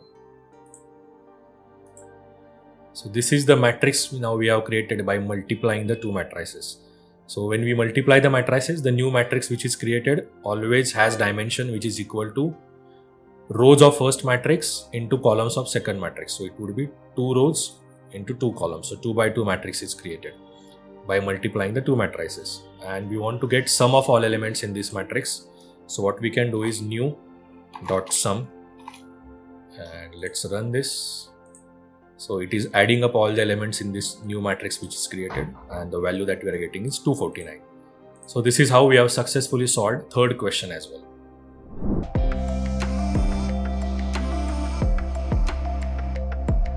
So as you all know, pandas is the most used library by data analysts and data scientists. So if you look into any machine learning project, you would see that most of the lines of code have some form of pandas data frame or some form of pandas functions getting used. So pandas is really useful for manipulating the data, processing the data, and reading data from various sources like database, CSV, Excel. So all those functionalities are provided as inbuilt functionalities within pandas. So that's why it makes it really easy to read data from those sources and then perform operations or perform machine learning model building on top of those data sets. Now let's get started. So in order to use pandas, first of all, you would have to import pandas using import functionality. So here we are importing pandas as PD. So PD is just the alias or the short form that we are using for referring any functionalities of pandas within this code. So it makes the code more readable, and we are importing it as PD because this is the most used short form by people using pandas library. You can import it as anything. You can even import pandas as say PS. That is also possible as well. But as this is the most used form, we would stick with it. Now let's start how to read the data and access it using rows and columns. So here we are reading a CSV file. So for that we can use read CSV function within pandas. So pd.read CSV. So this is how we refer read CSV function within pandas. And to it we are just passing the name of CSV which we want to read. So here we want to read housing.csv. So this file is at the same location where my this Jupyter notebook is saved. That's why I'm able to read it. Otherwise you would have to give complete path of this file so that Jupyter notebook is able to find that file and read it. Then here we are just printing the top 10 rows of this data frame. So the data in this particular variable data would be in the form of data frame. So here if we do data.head 10, so that would print first 10 rows. So as you can see here, this is the data we have. So basically now CSV data, we are converting it to the pandas data frame by reading it using the pandas functionality. So we have various columns in this data. We have price, area, bedrooms, bathrooms, and so on. So now this is how we are able to read the data. Then every column in pandas data frame is a pandas series. So if you do type data price, so that would be basically pandas series. So every column is called as a pandas series, and this complete data is called as a pandas data frame. Then you can get the list of all columns within a data frame using columns functionality. So if you do data.columns, so this is the name of data frame .columns, you would be able to get list of all the columns in that data frame. So these columns, so we are able to get list of all the columns using columns functionality. Then we can also check the length of a data frame using len function. So if you do len and then pass it the name of your data frame, which is data in this case, it would tell you how many rows are there in that data frame. So in this case, we have 545 rows. Then pandas provides us LOC method, which we can use for retrieving the rows of a data frame. So in this case, if you do data.loc and then in square bracket, we are passing 5. So this would extract fifth row in data frame data. So which is the fifth row? This is the fifth row basically, because the indexing is starting with 0. So it would go and take the row at index 5 based on the value that you are passing over here. So price 1085, area 7500. So this is the row we are able to get using the LOC method. Then you can also specify if you want just specific column instead of complete row. So now we are calling the same method, but here we are specifying the row, the index of a row and the column name. So we want index of a row 5 and value for column price. So if you do that, you would get only that value, only the value for price. So this is how you can access specific row and column using the LOC method. The advantage of LOC method is this indexes, right? So these are called as the indexes of the row. So here we have index in the form of numbers. Sometimes you might have index in the form of string or some other data type. So in that case, you can use the LOC method at that time as well to access those rows by index values. But suppose if you have the indexes in the form of integers like we have right now, you can also use another implementation in pandas, which is the iloc method. So iloc method would use for the indexes which are in the form of integer. So here what we are doing, data.iloc and the index of row 5. So that would also print us the value of a row at index 5. Then we can also select multiple columns in pandas. So for that, what we have to do is we have to just pass list of all the columns that we want to a data frame. So this is the name of our data frame, data. And then what we are doing in square bracket, we are just passing a list of columns which we want. So this would give us only those columns from the data frame data. So here we are able to get only price, area and bedrooms. So this is how you can select multiple columns in a data frame. Then you can simply get value for a particular column and at an index using this notation. So data, then the name of column. So we want data for column price, and for that we want the data at index 10. So if you go to column price and index 10, this would be the data basically that we would get. So this is how you can also access the particular row and column in pandas.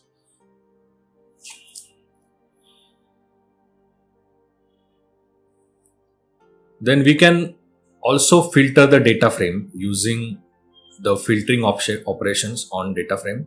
So now let's assume that we have a furnishing status column, okay, and we want to filter that column based on the value. So we want to take only those rows where the value is equal to furnished. So what we can do for that is we are creating here a new data frame with the name data furnished, and we are assigning it a value based on the output of filter operation. So to filter the data frame, the name of data frame, then in square bracket, again you have to mention the name of data frame and the column on which you want to do filtering operation. So in this case, we want to do the filtering operation on furnishing status column. So we are doing data furnishing status and the condition. So it should be equal to furnished. So this would filter all the rows in data frame where the furnishing status is equal to furnished. And then if you print just top rows, so to the head function, if you don't pass any number, by default, it would print the top 5 rows in that particular data frame.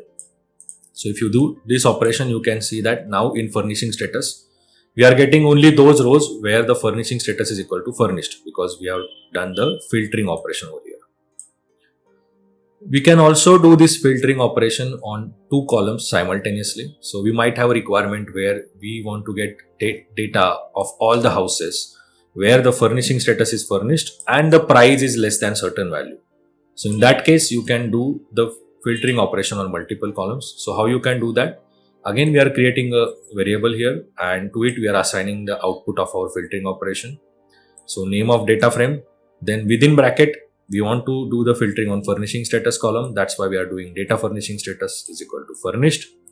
And because we want to make sure that both the conditions are true. So for that, we have to use a AND condition. And data price, that is the price at that particular row, should be less than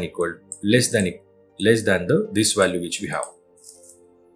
So this would filter the data frame based on these conditions, and then we would get only those rows where furnishing status is furnished and price is less than this value. So price is less than the value which we have provided. So this is how you can apply the filter operations on both the columns. Similar to AND, you can also apply OR condition in pandas. So in OR condition, the row would be selected even if one of the condition is true. Here we need both the conditions to be true for that row to be selected in the filtering operation. But in this case, even if the one of the condition is true, even if the furnishing status is furnished or the main row is yes, that row would be selected in the filtering operation. So here for the OR operation, you just have to use OR operator instead of AND, and then specify the conditions that you want on both the sides. So here you can see that in furnishing status now we are getting furnished as well as semi-furnished as well as unfurnished, because for semi-furnished if you go to the main road column, the main road value is yes, because we are giving a OR condition. So even if one of these conditions is true, that row would be selected in our new data frame.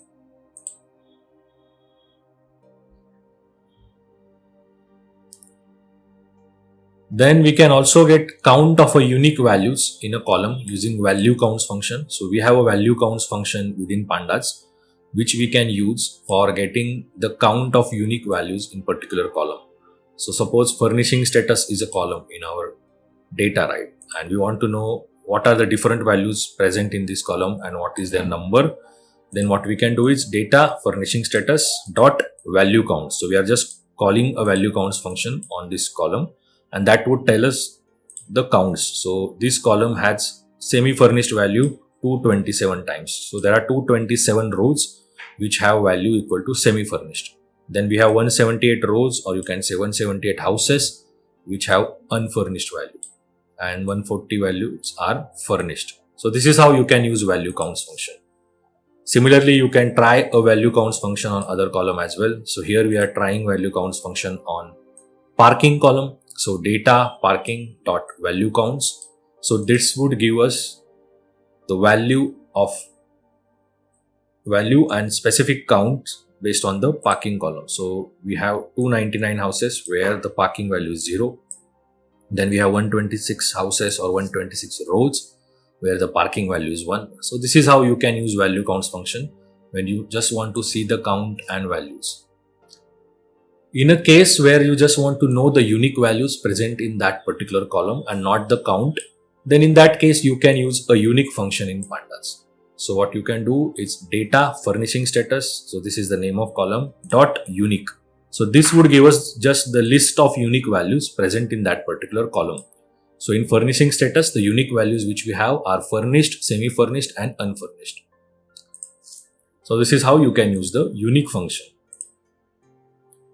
Now let's see how you can drop the duplicates from the data, because when you are analyzing any data, right, it might happen that you are having duplicate values in the data or duplicate rows in the data. So you might have to drop those duplicate rows first before you proceed with your further analysis. So let's understand how you can do that operation. So in pandas, you have a drop duplicates function which you can use for dropping the duplicate rows from the data. So what you can do is data, the name of data frame basically, dot drop duplicates, and this would then drop all the duplicate rows from the data. So after doing drop duplicates, this is the value which we are getting. So we are not getting any duplicates dropped because we don't have any duplicate rows. So when you don't pass any parameter to this function, right, it would drop a row only if all the columns of those two rows have exactly same value. So for example, column 0, for example, index 0 and index 1, right? So for these two rows, if all the values are same, only then the drop duplicates would drop one of those rows. But we don't have a data like that. So that's why we are not getting any rows dropped. But specifically, if you want to do drop duplicates operation on some specific columns only. Now suppose in this case, you want to do this operation based on the values in just bedrooms and area column. So basically, if we have any houses where the number of bedrooms and area is exactly same, you want to drop those rows. In that case, you can use a subset parameter and pass it a list of columns on which the drop duplicates operation should be performed. So in this case, pandas would check for duplicates only based on these two columns and not based on all the columns, which was happening in first case. So then wherever we have bedrooms and area exactly equal to same value, one of those rows would get dropped. So if you have 3 rows where say bedrooms and area exactly have same value, then only one row would be kept, remaining 2 would be dropped.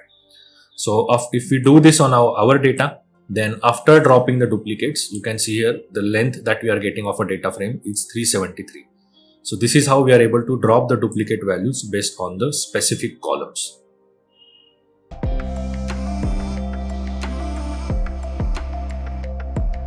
So let's import pandas package using import pandas as PD.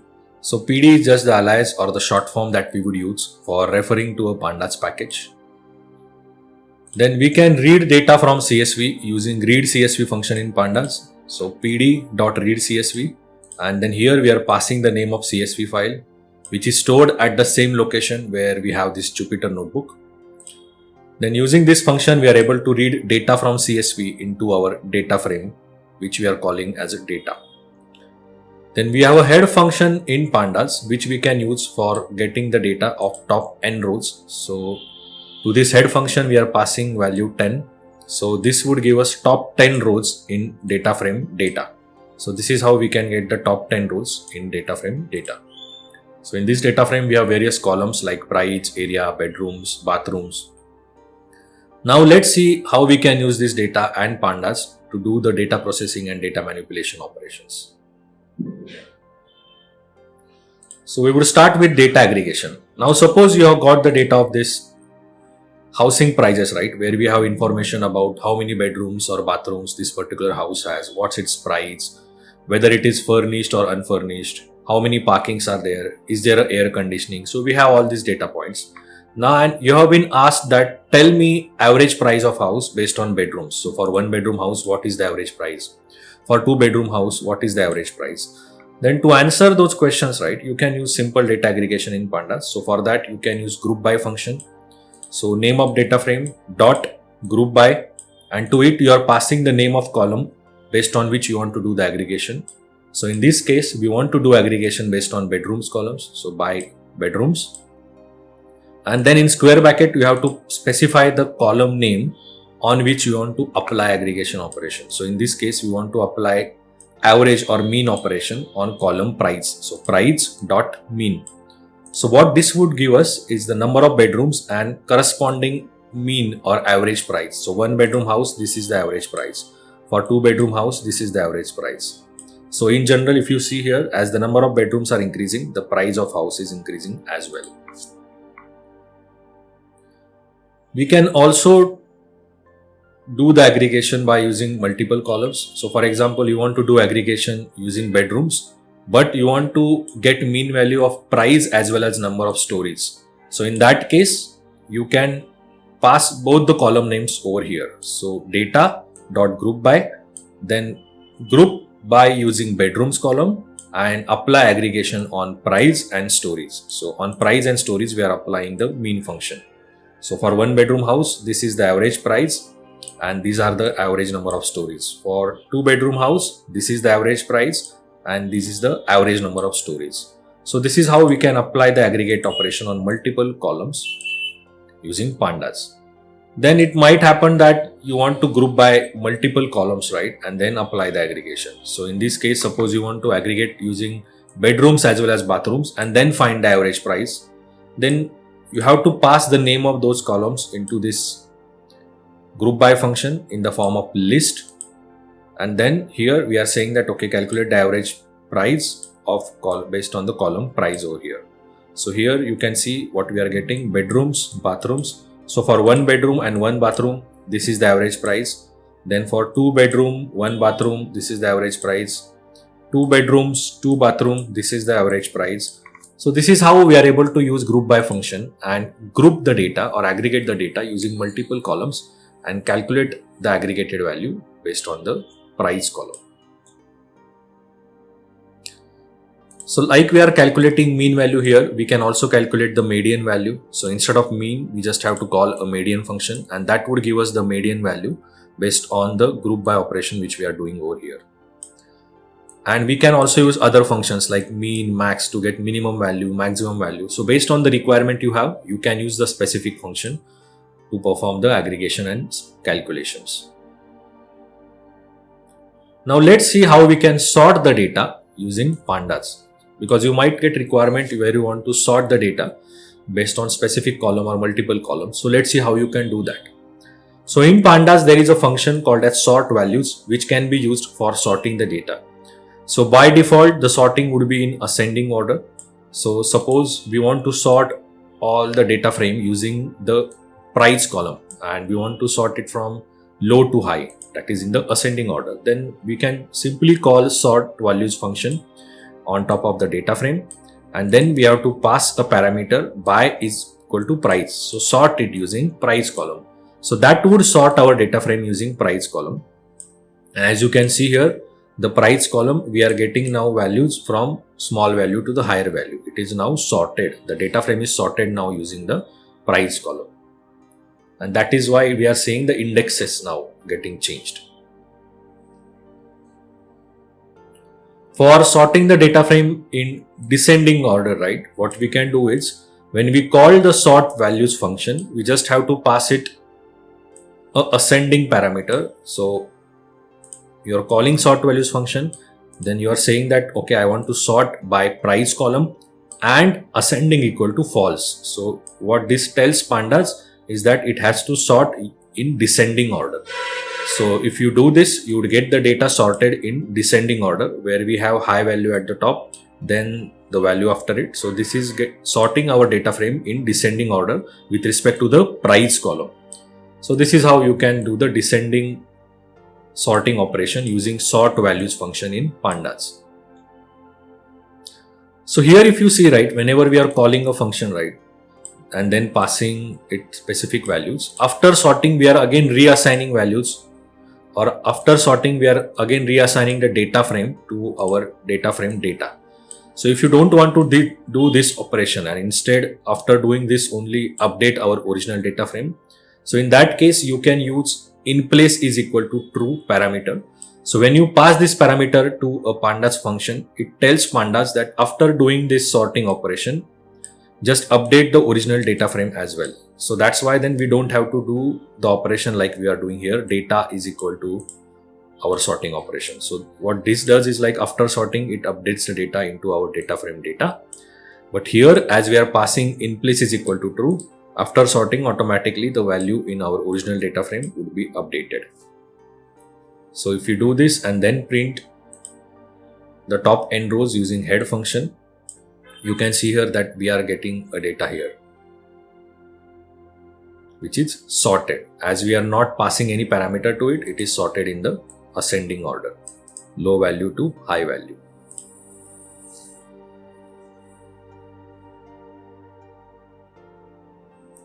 Then when you are working on a pandas data frame, right, you might want to change some values in a column, right, or want to do some operations on all the values in certain column. In that case, you can use a lambda function. So using lambda function, you can get things done much faster.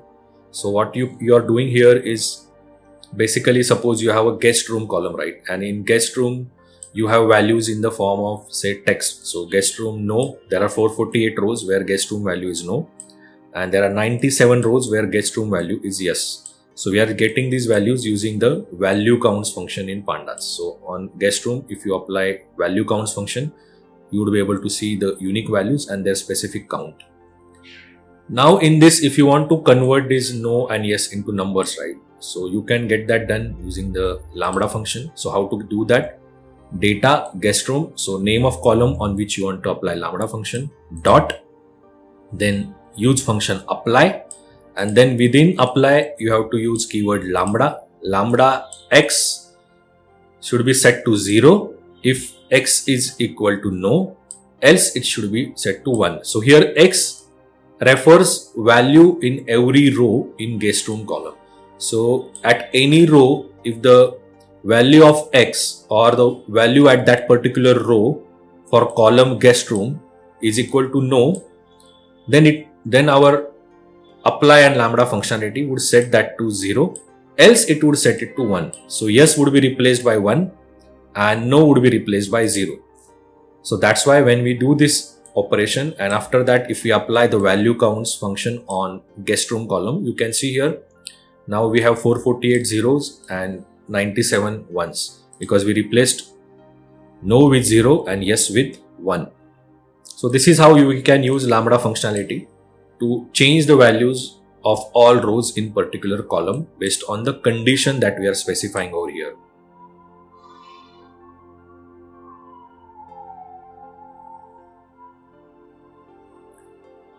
Then we can also apply lambda function on multiple columns. Now suppose we want to apply it on guest room and main road, both the columns, right? Then what we can do is, we can call the apply function, and in that again lambda x is again the value at that particular row.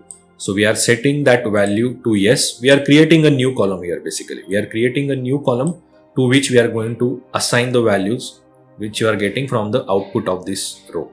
So we are creating a new column and we are assigning it value yes at that particular row if X guest room is equal to 1, if the value at a row in column guest room is equal to 1 and value at a row in column main road is equal to yes. If these both the conditions are true, then we are assigning value yes, else we are assigning value no. So if we do this and we create a new column, then we can see that in new column we are getting no and yes based on this conditions which we have specified. So this is how you can also apply lambda function on multiple columns. Only difference here is, as here we were applying only on single column, right? We can specify directly that whether X is no or yes and the condition for it or the output of it. But here, as we are applying lambda function on two columns, when we refer X and want to compare its value, we should also specify the column name. So X guest room and X main road, to make sure that this comparison is happening for the right column as we are applying it on the multiple columns. Then we can also merge two data frames using pandas. So before we do that, let's create two data frames. So we are creating a data frame df1 and we are creating it using data frame function using pandas pd.dataframe, and to it we are passing the values. So we are passing values in the dictionary format. So in this dictionary, we have two keys, name and weight, and both the dictionaries have respective values. So in this dictionary, the key name has 4 values and key weight has 4 values as well. And then based on this, we are creating a data frame. So this is how our data frame would look like. Then similarly, we are creating a second data frame df2, and to it also we are passing a dictionary, and this dictionary also has 2 keys. Now it has name and height. So this is how we have created 2 data frames by converting a dictionary to pandas data frame using pd.dataframe function. Now suppose you have these 2 data frames, right? So the first data frame has name and weight of a person, and the second data frame has name and height of a person. And now suppose you want to merge these 2 data frames, right, based on the unique column which is name over here.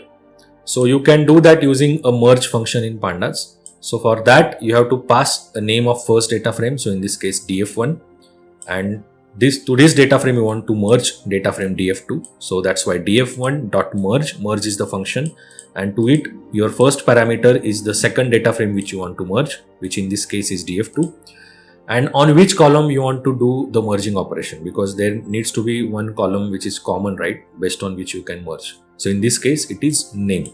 So you can just pass the parameter on name, and then if you do this, you can see that these 2 data frames are merged now, and we have an overall data frame df1 which has 3 columns, name, weight and height. So this is how we are able to merge 2 data frames using the merge function in pandas. Now let's assume that in your 2 data frames, right, again we are creating 2 data frames, df1 with name and weight column, and we are creating a second data frame df2, and instead of name it has column username and height. So if you have a case like this, right, where you have common values in the rows but the names are actually different, right, what you can do is you can still do this merging operation. Only thing that would change while calling a merge function is how you pass the parameters. So here df1.merge, so we want to merge to df1, then which data frame we want to merge, df2, so that has to be passed. Then instead of just passing on, which we were doing over here, right, because both the data frames had column with the same name on which we can do the merge operation, but in this case that's not the case. First data frame has column with name and second one is having name as username. So in that, instead of using on, you have to use left on and right on parameters. So left on name, so it means in df1 you should check for a column name, and right on username, so right on means the second data frame, so in that you should check the column username. So in df2 you should check the column username for merging, and when the merging happens it would happen based on similar values in these 2 columns. So if you see here, after doing the merging operation, we are having all the columns: name, weight, username and height, and the merging happened based on the specific values. So for example, here for Rohit the weight is 67, and for Rohit the height is 167. So obviously after merging we are getting a single row where we have all the data related to Rohit with weight and height.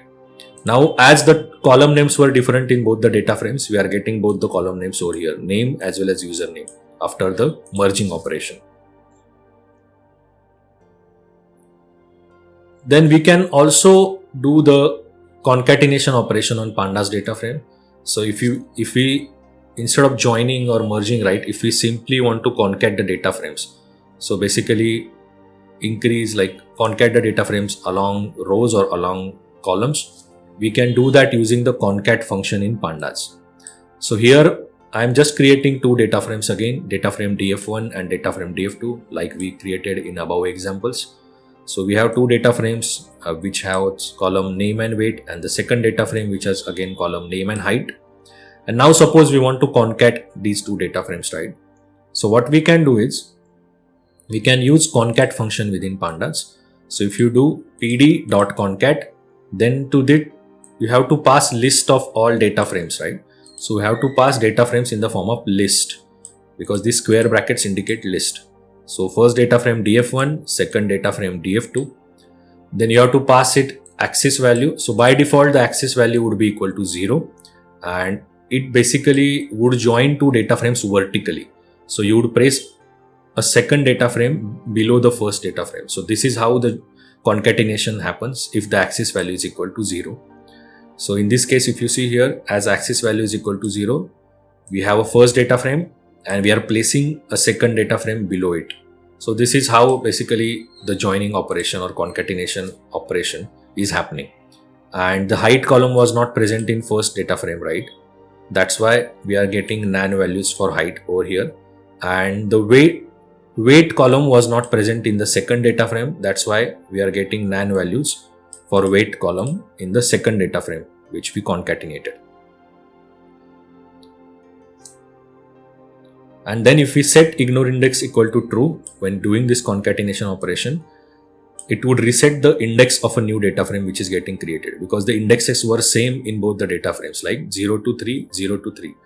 But as we are doing ignore index equal to true, it is resetting the indexes from 0 to number of rows. So 0 to 7. So like we did this vertical concatenation, we can also do the horizontal concatenation using the concat function. Only difference that you have to do here is, instead of axis equal to 0, you have to pass axis equal to 1. So that would create a horizontal concatenation between two data frames. So these are the two data frames which we have, and if we concat them using a concat function and pass axis equal to 1, it would create a horizontal concatenation. So if you see here, we are able to get now all the values concatenated horizontally. Two data frames are concatenated horizontally now using axis is equal to 1.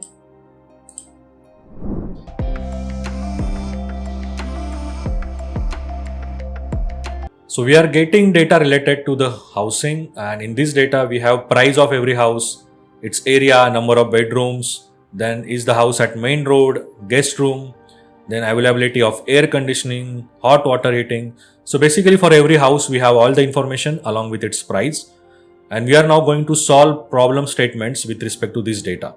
So this data we are reading from CSV into pandas data frame df. Now let's try to solve the questions which we have. So the first question that we have is find average and median price of 3-bedroom houses with air conditioning. So first of all, we need to identify the houses which have 3 bedrooms and air conditioning, and then for them we have to find the average and median price. So let's get started. So let me first print list of all columns so that we have it for reference, and let's create a new data frame data, and in that we would get all the houses with 3 bedrooms first.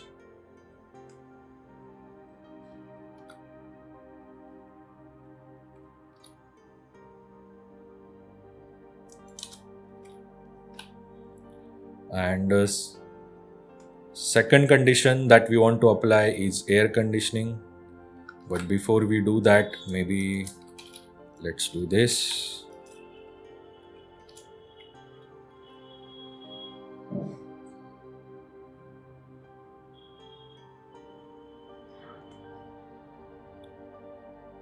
So if you see there, number of bedrooms are 3 now. So we are getting only those houses which have 3 bedrooms.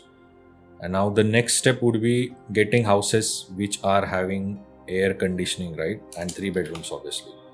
So on the data frame with 3 bedrooms, now we would put condition for air conditioning.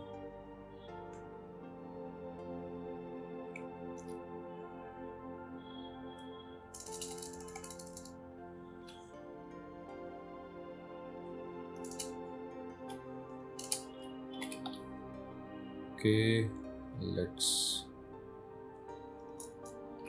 do this. Okay, so let me run this now.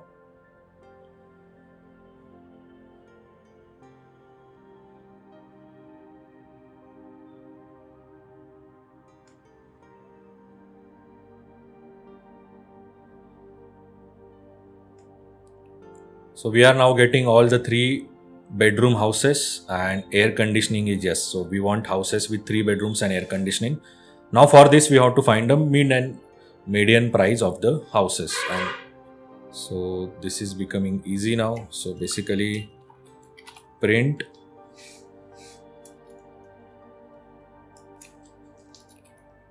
mean price.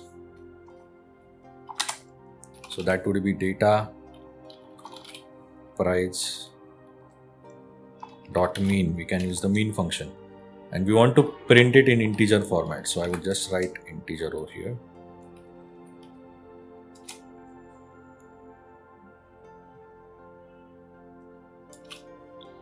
Now let's run this.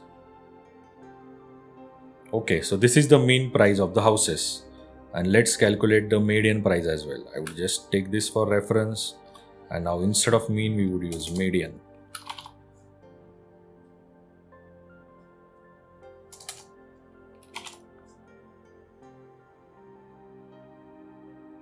So this is the median price of the houses. So this is how using pandas we are able to answer the question. Now the second question that we have is, are furnished houses costlier than unfurnished houses? Okay. So basically what we can do is we can calculate the average price of furnished, semi-furnished and unfurnished houses, and that would tell us which kind of houses are costlier. So let's do that. So let's start with data unfurnished. So unfurnished houses. So df in bracket df,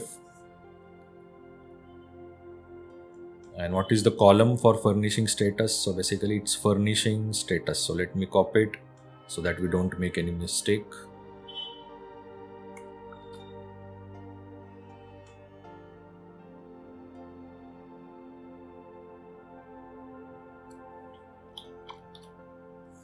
Okay, so we want unfurnished.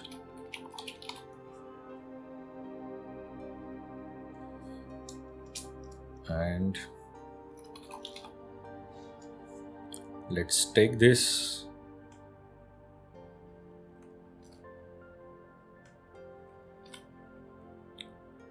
For unfurnished houses, what is the price?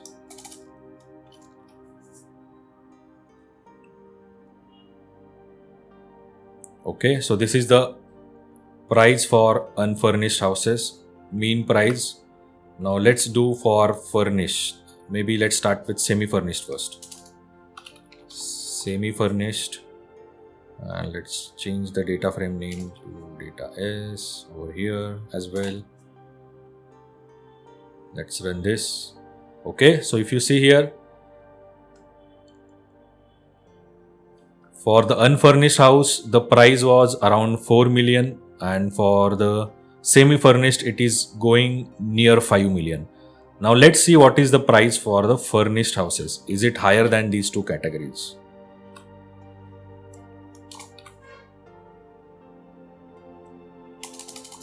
So this would give us all the furnished houses, and for that we are going to find the mean price.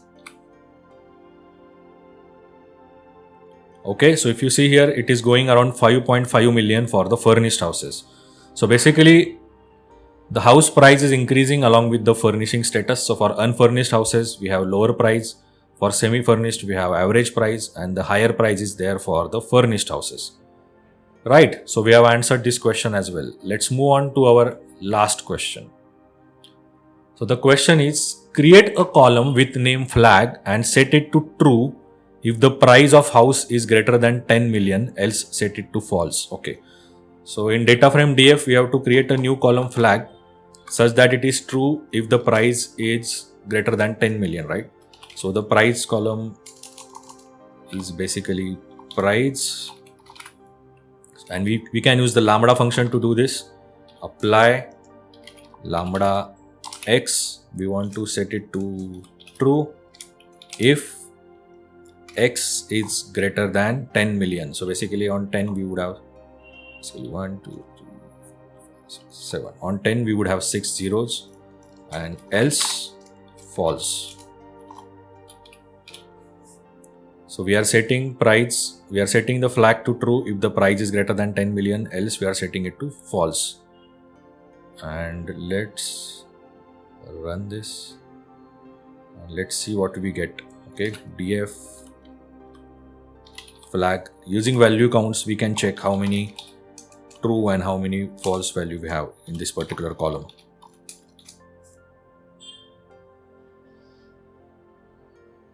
Okay, there is a spelling mistake.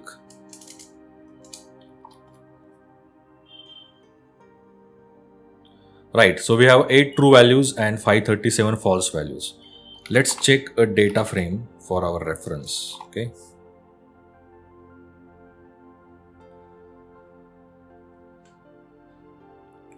So if you see here, right, our first 8 houses, they are having price more than 10 million, and after that the house price is less than 10 million. That is why the flag column which we have created, right, it is true for first 8 houses and after that it is false. So basically we are able to set this flag correctly. So we have solved this question in the right way as well.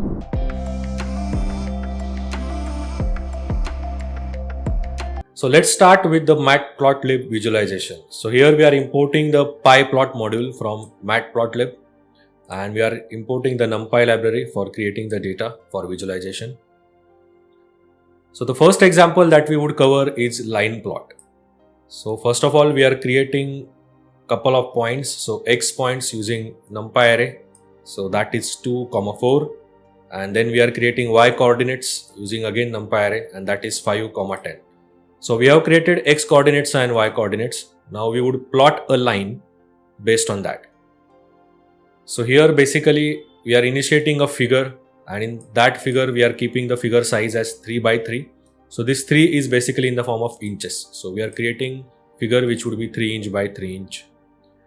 And then using the plot function, we can create a line plot. So here we are passing x coordinates and y coordinates.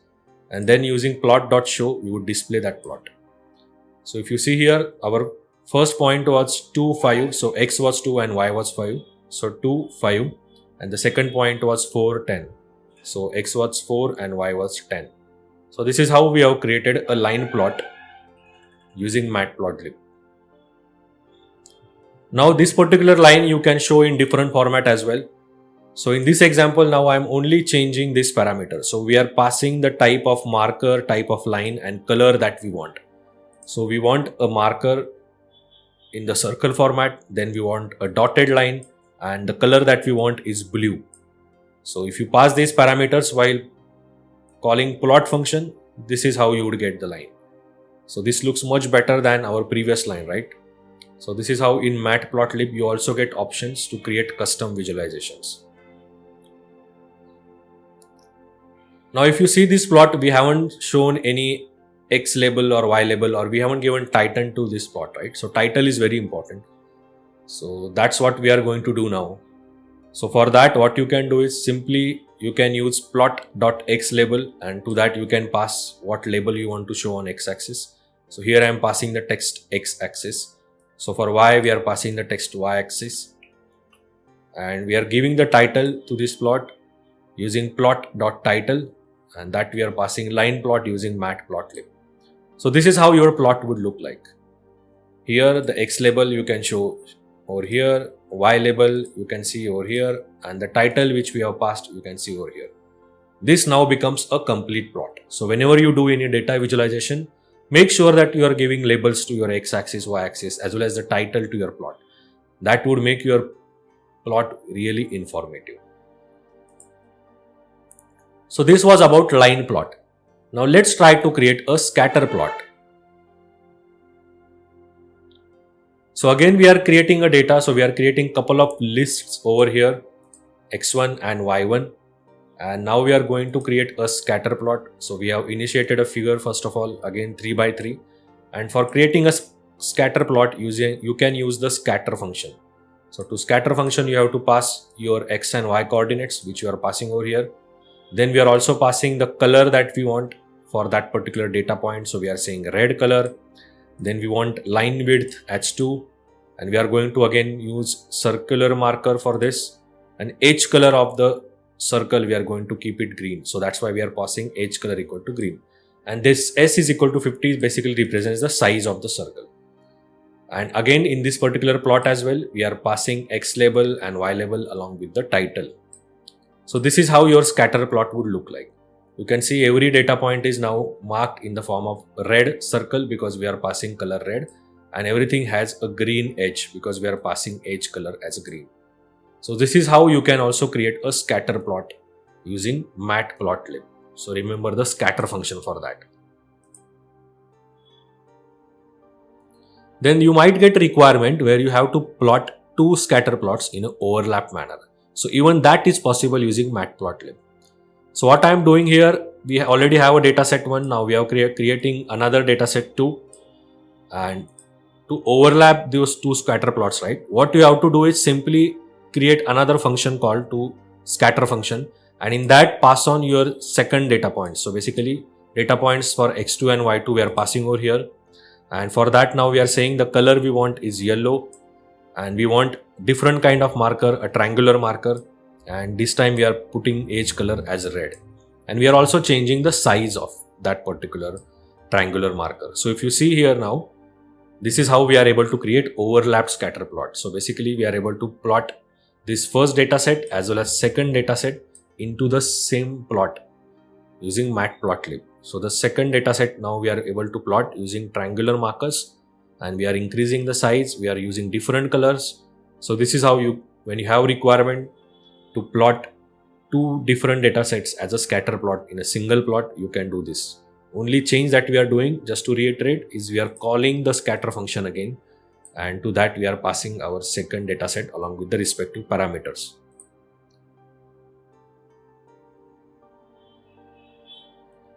Now let's see how you can draw a bar plot using matplotlib. So I am creating a data here in the form of dictionary, and this data I am calling it as a salary index. So basically this is just to compare the salary of different professions in IT. So for data scientist I am giving salary index 10, software engineer 6.5, software testing 5, data analyst 7.5, and data engineer 7. So these are just the key value pairs I have created, where key is the profession name and the value is your salary index. Then what I am doing is we are just taking the job profiles in the form of list and salaries again in the form of list from this particular dictionary. So for dictionary, you can access keys using .keys function, and you can access values using .values function. Then we are initiating a figure and giving it a size 4 by 2 inches. And now let's create a bar plot.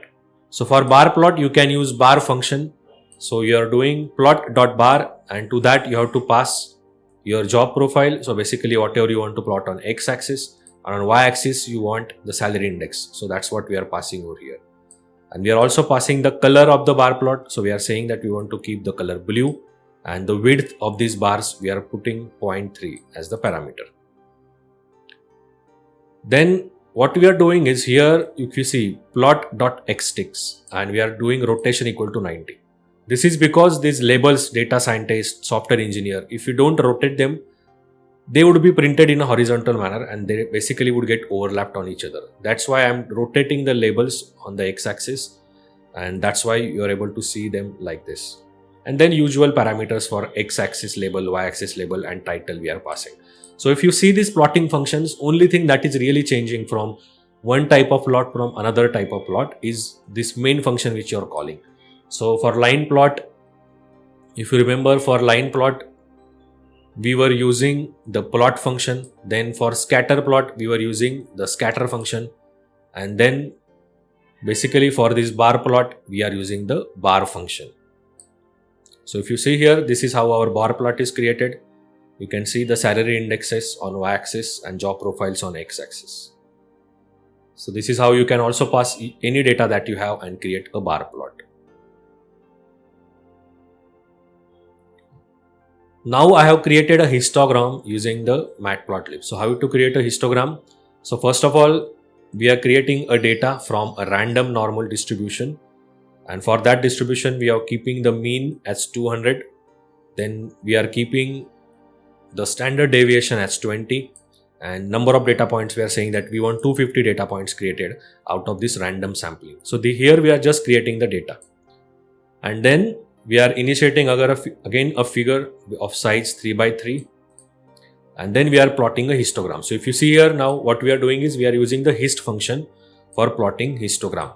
So to this hist function we are passing the data which we want to plot, then we are passing the color of histogram, and we are saying number of bins that we want to create is 10. So 10 bins would be created of equal width on the x-axis for this histogram, and then the usual x label, y label, and the title which we are passing. So if you see here, this is how the histogram is created, and this histogram is having peak around 200 because when we created a random normal distribution we said that we want basically a mean of 200. So this is how you can create a histogram using matplotlib. Now let's see another type of plot. So now we are going to draw pie chart. So it might happen that sometimes you want to visualize the data in the form of pie charts. So specifically when you have to compare some numbers, or for example if you have some data where total is fixed, so for example 100% is the total, right? And then you want to see what's the contribution of different categories in that overall contribution, right? Then for those kind of plots you can create a scatter plot. So here I am just creating a data here again in the form of dictionary. What I am saying is dictionary key is the name of the item which we are selling in e-commerce, and the value is say revenue share in that particular e-commerce website. So maybe clothing is contributing with 30% revenue share, household devices 20% revenue share, baby products 15% revenue share, then grocery 13% revenue share. So these are the revenue shares, and we have corresponding category on the e-commerce website.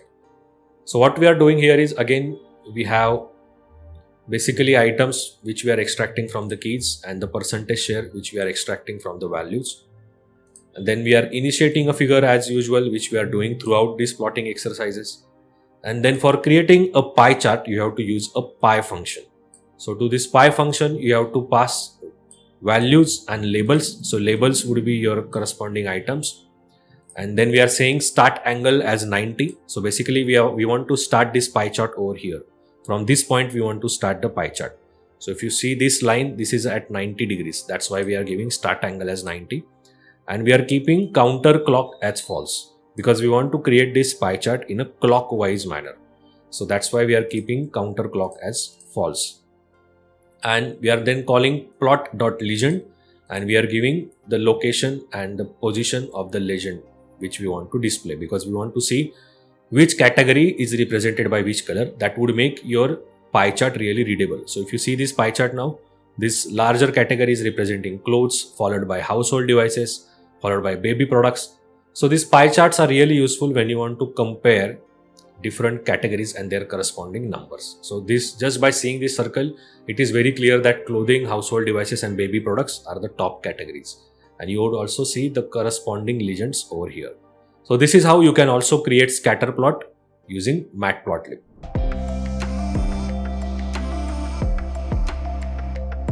So at the beginning, we are importing the packages which we need. So we are importing pandas, then we would need the request package for hitting API. And then we would also import JSON package. And from pandas, we are importing the JSON normalize function, which we need for normalizing the semi-structured JSON data into a flat table. So these 4 modules and packages we are importing.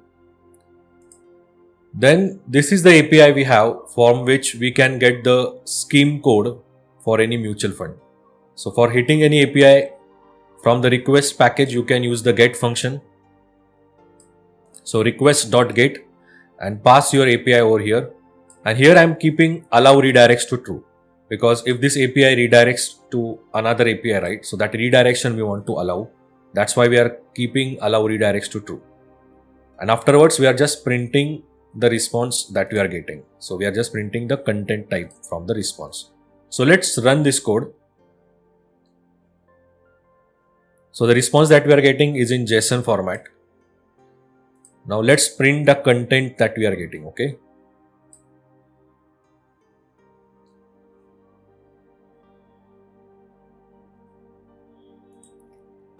So this is the content we are getting. So if you see here in this content, we have scheme code and scheme name for every mutual fund. So this is a huge content that we are getting. So if you want to get scheme codes for all the mutual funds, you can use this API and that would give you scheme codes for all the mutual funds. Now once you do that, you might want to check the historical data of a specific mutual fund. So you can do that using same API. Only thing is you have to add a scheme code of the mutual fund for which you need the historical data. So here we are going to fetch the historical data for Axis Midcap Fund, regular plan growth, and this is the scheme code for it. So again we are going to use the request package, and this is the API to get the data for Axis Mutual Fund. So if you put scheme code of any other mutual fund, you can get data for that mutual fund. And then basically we are just checking the content type and we are moving content from response basically to the content variable. So let's run this. Right. So after we do this, what we would do is we would move this content which we are getting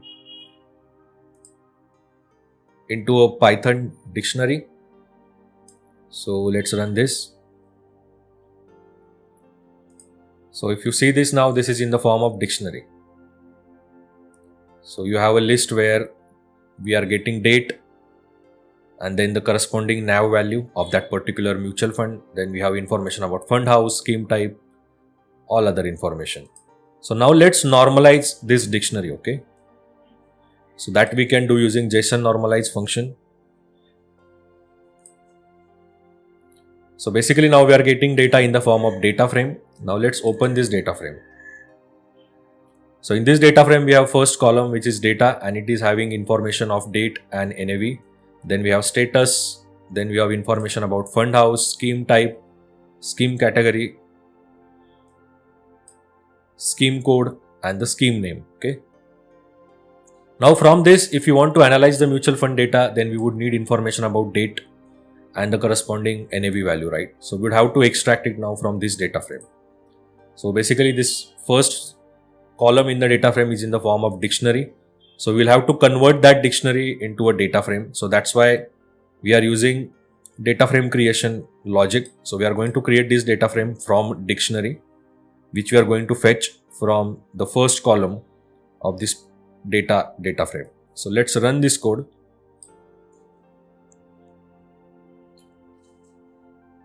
So this is the data we are getting now.